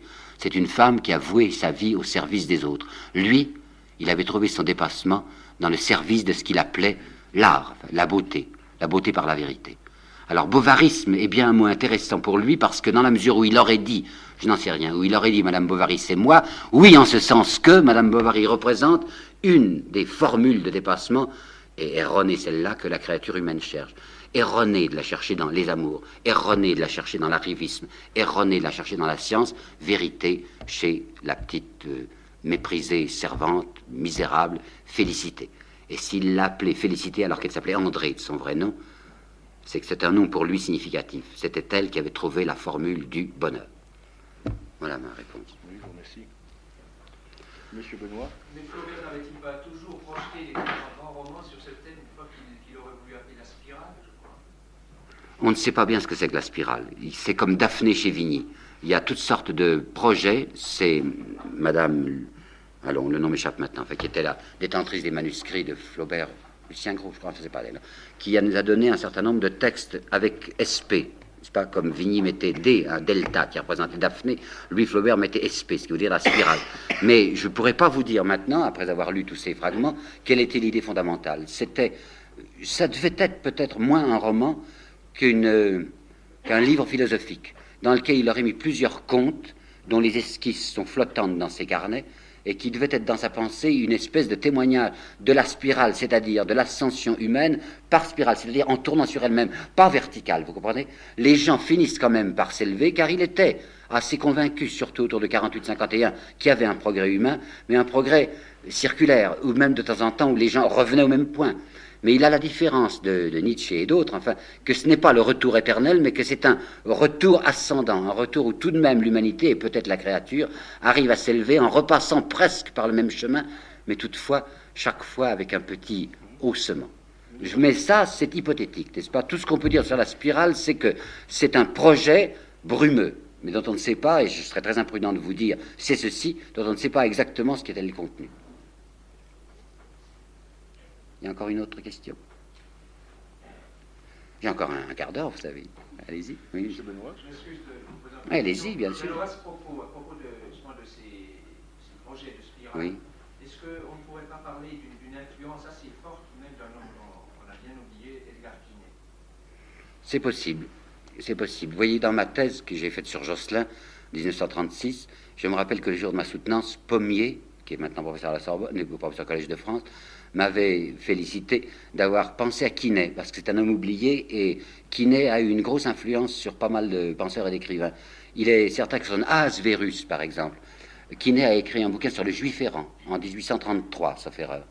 Il l'appelle Ahasverus, puisque Ahasverus, c'est, paraît-il, le nom traditionnel du juif errant. Eh bien, Ahasverus, qui est l'histoire, au fond, d'un progrès de l'humanité, d'une marche de l'humanité, Quinet a agi sur des quantités d'écrivains.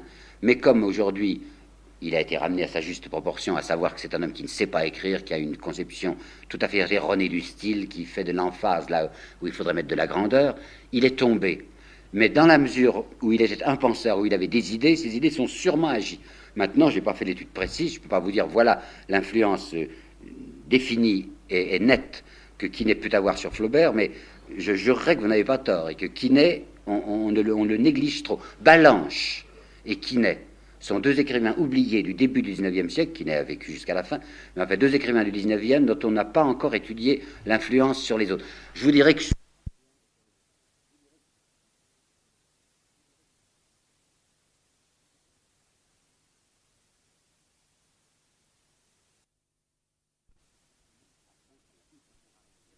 afin qu'il y ait ut opera retour, n'est-ce pas, comme il y en a vu.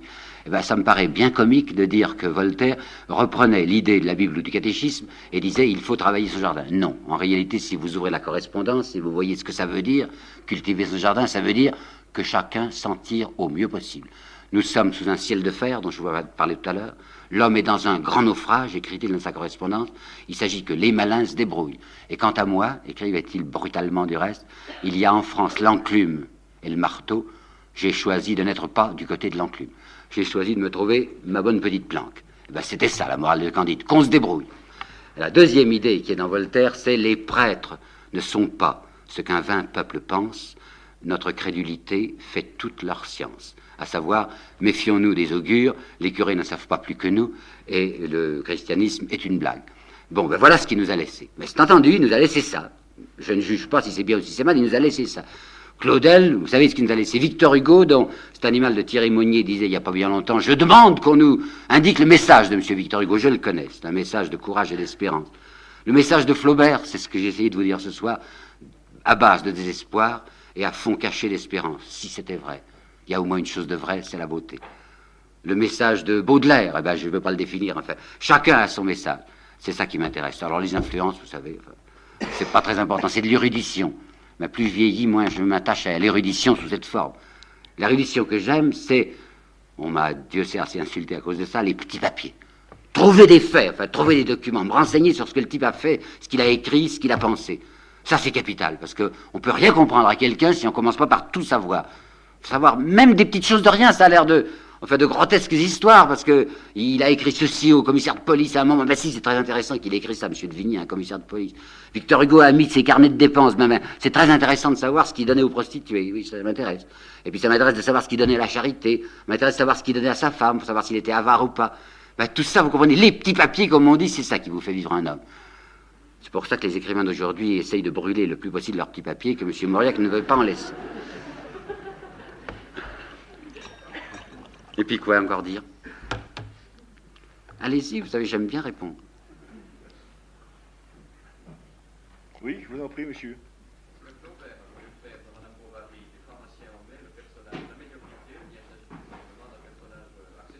Oh non, oh non. Il y a deux personnages symboliques. Il y a Homais et Bournisien. Il ne veut pas prendre parti dans la fameuse querelle catholique, enfin chrétien, non chrétien. Alors, il a représenté deux grotesques. Son curé Bournisien, vous savez ce que c'est? Enfin, j'allais dire un mot grossier. C'est un imbécile, quoi. Et puis Homais, ben, c'est aussi un imbécile. Alors, c'est la détestation qu'il portait, comme je vous l'ai dit tout à l'heure, sur les péremptoires. Homais, c'est le péremptoire du non. Et le curé, c'est le péremptoire du oui. Ben moi, je suis pas péremptoire, disait-il, je sais pas. Je vais dans une certaine direction où il me semble qu'il y a une lumière qui est du côté de la beauté, mais les curés, non, qui me cassent les pieds. Et puis alors, les autres, enfin, ben, Californie de grotesque, comme il disait. Voilà. Il a certainement une valeur de symbole, son personnage d'homme. Et puis? Mais pour prolonger la question que posait Oui. M. Benoît tout à l'heure, et la question qui vient d'être posée, est-ce qu'il n'est tout de même pas frappant que Baudelaire, dans son œuvre romanesque... Baudelaire, Flaubert. Que Flaubert, dans les héros de ses romans, ait été en quelque sorte obsédé, et c'est peut-être en ce sens-là que ces personnages, il les subit, par le héros qui échoue. Et même par une certaine forme de la médiocrité. Il y a de la médiocrité chez Frédéric Moreau, il y a de la médiocrité chez Madame Bovary. Oui. Il y en a alors, à plus forte raison, encore chez les Cloportes. Est-ce qu'on peut rendre compte C'est intéressant, ça. de ce qui a fait que ce type-là de personnage s'est imposé à lui au Tiens, point qu'il ben, les a subis? Sauf peut-être le Félicité, oui. enfin, Les félicités, oui. Écoutez, ça, ce que vous dites, tout à coup, j'y avais jamais songé, mais je viens de lire, je prépare une conférence pour l'année prochaine sur Zola et l'affaire Dreyfus. J'avais jamais lu l'œuvre de Zola. Et dans l'œuvre, il y a donc ce personnage qui est Flaubert, tout le monde le sait, qui s'appelle Bongrand. Pour qu'on ne le reconnaisse pas, pour qu'on ne voit pas tout de suite c'est Flaubert, il en a fait un peintre. Eh bien, Zola, qui connaissait donc bien Flaubert, qui l'avait vu vivre, représente Bongrand comme un peintre qui est obsédé par le sentiment de l'échec. Comme si les conversations qu'il a vues avec Flaubert lui avaient donné le sentiment que Flaubert avait tout le temps l'impression qu'il avait échoué, qu'il n'avait jamais fait le livre de sa vie, que chacun de ses bouquins était pas mal, c'était un en marge de la vérité, une approche de la vérité, mais pas ça tout de même. Et ça se termine, l'œuvre, je veux dire, c'est un très beau roman, l'œuvre. Ça se termine dans un cimetière à l'enterrement du personnage principal, qui était en fait Cézanne. Vous savez, le personnage du peintre qui s'appelle Lantier dans l'œuvre, c'est Cézanne, qui n'était pas mort du tout, mais pour le roman, il le fait mourir. Alors donc, dans le roman, il y a l'enterrement de Lantier le peintre et conversation au cimetière où Flaubert, Bongrand, parle avec un des personnages. Le personnage qui est Zola, quoi. Eh bien, c'est là où on le voit, que le père Flaubert, Bongrand, qui dit, après tout, nous ratons tous. Enfin, alors l'idée du personnage de la médiocrité, du personnage qui échoue, qui reparaît, en effet, je ne l'avais pas remarqué dans toute son œuvre, c'est sa hantise. C'est l'idée que moi-même, Flaubert, je suis en train d'échouer. Et ça me revient encore maintenant, si Zola dit qu'à la fin de sa vie, Bongrand était en train de faire une toile qui était visiblement inférieure aux autres, et dont ses camarades n'osaient pas lui dire qu'elle était inférieure. Eh bien, sûrement que Bouvard et Pécuchet, c'est le plus raté de ses romans. Ça. D'ailleurs, il ne l'a pas achevé, c'est la mort qui l'a empêché. Mais enfin, même s'il l'avait achevé, il n'y avait plus que deux chapitres à faire, c'est pas un bon roman. Alors, il sentait probablement, vous savez, comme il avait coupé son roman, puisqu'il avait au milieu écrit le Candidat, loupé, et puis les Trois Contes. C'est à l'intérieur de Bouvard. Il a commencé Bouvard et Pécuchet en 71, et il le termine pas, enfin, la mort le coupe en 80. Il s'obstinait à faire ce roman, sentant que ça n'allait pas, sentant qu'il était raté. Eh bien, l'idée de l'artiste qui manque son affaire, c'est probablement une idée qui le hantait et que M. Niclausse m'a suggéré. Je ne l'avais pas vu, mais rapproché de Zola, c'est ça. C'est la peur qu'il a de n'être pas à la hauteur de sa tâche. En somme, je crois, moi, mon idée, c'est qu'il avait 2 fois touché le but. Il a réussi quelque chose de parfait avec Madame Bovary, littérairement parfait, et il a réussi avec ses 3 contes. Et le reste est imparfait. Salammbô, à mon sens, c'est raté. Bouvard est assommant. Et l'éducation sentimentale, qui est un très beau livre, qui est très profond, qui est plein de choses, n'est pas bien construit. Enfin, c'est pas bouclé, comme Madame Bovary. Bovary, ça fait un rond parfait. L'éducation sentimentale, c'est plus flottant, c'est mal construit. Mais il a eu le sentiment qu'il avait approché de la vérité avec Madame Bovary, mais il était encore insatisfait. Certainement, en tout cas, certainement, oui, il y a une hantise de l'échec chez lui. Et puis peut-être que le candidat, ça lui avait tout de même tapé sur la tête, vous comprenez, il avait cru qu'il allait réussir son affaire, puis un four énorme. Évidemment, il était en train de quitter sa vraie voie, il faisait quelque chose à quoi il n'était pas adapté. Mais enfin, c'est jamais agréable pour quelqu'un de louper, il avait loupé à fond. Voilà.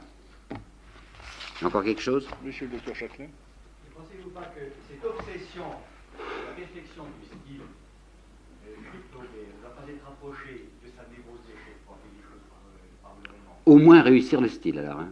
C'est ça que vous voulez dire? Exactement, et ne pas s'empêcher de penser non plus à Gide, qui avait peut-être les mêmes raisons, inconscientes chez Gide, inconscientes chez Flaubert, d'être obsédé par la perfection du style. Je ne peux pas bien vous répondre. Hein. Pardon? Parce que c'est un très homosexuel.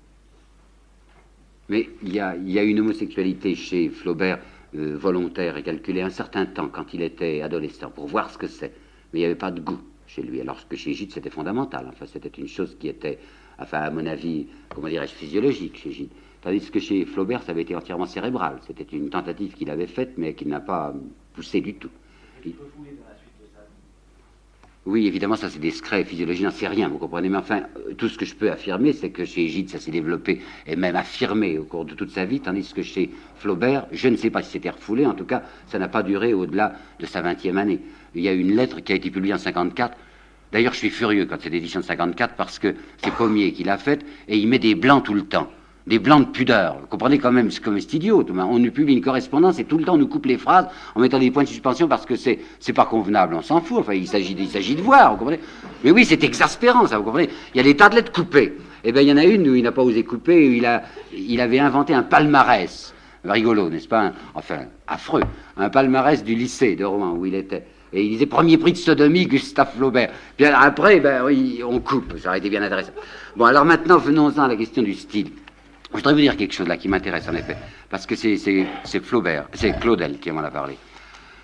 Claudel, il admirait pas mal Flaubert, il savait par cœur quand il était gamin, enfin quand il était adolescent, des grands morceaux de la Tentation de Saint-Antoine. Il m'a raconté que quand il avait 19-20 ans et qu'il se baladait dans la forêt de la Tournelle, près de Villeneuve, il se récitait tout seul, quand il était en plein dans la forêt, des textes de la Tentation de Saint-Antoine.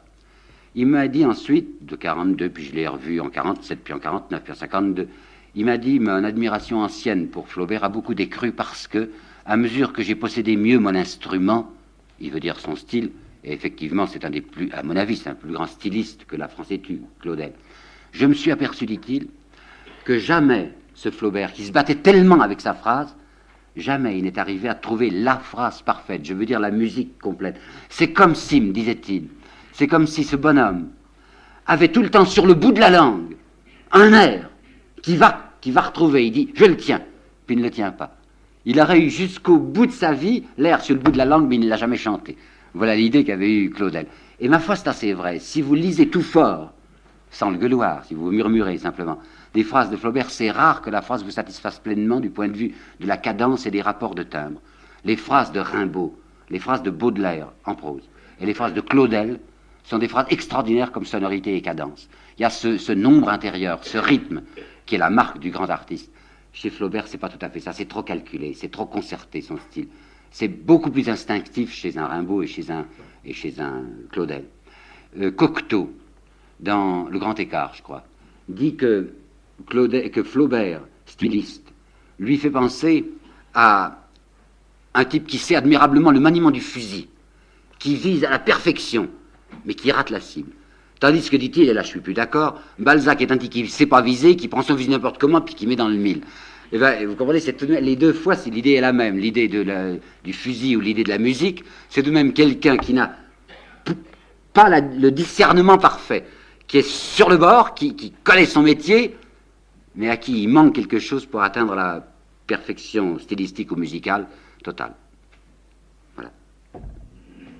On coupe. Je suis un peu claqué. Oui, Bon, merci.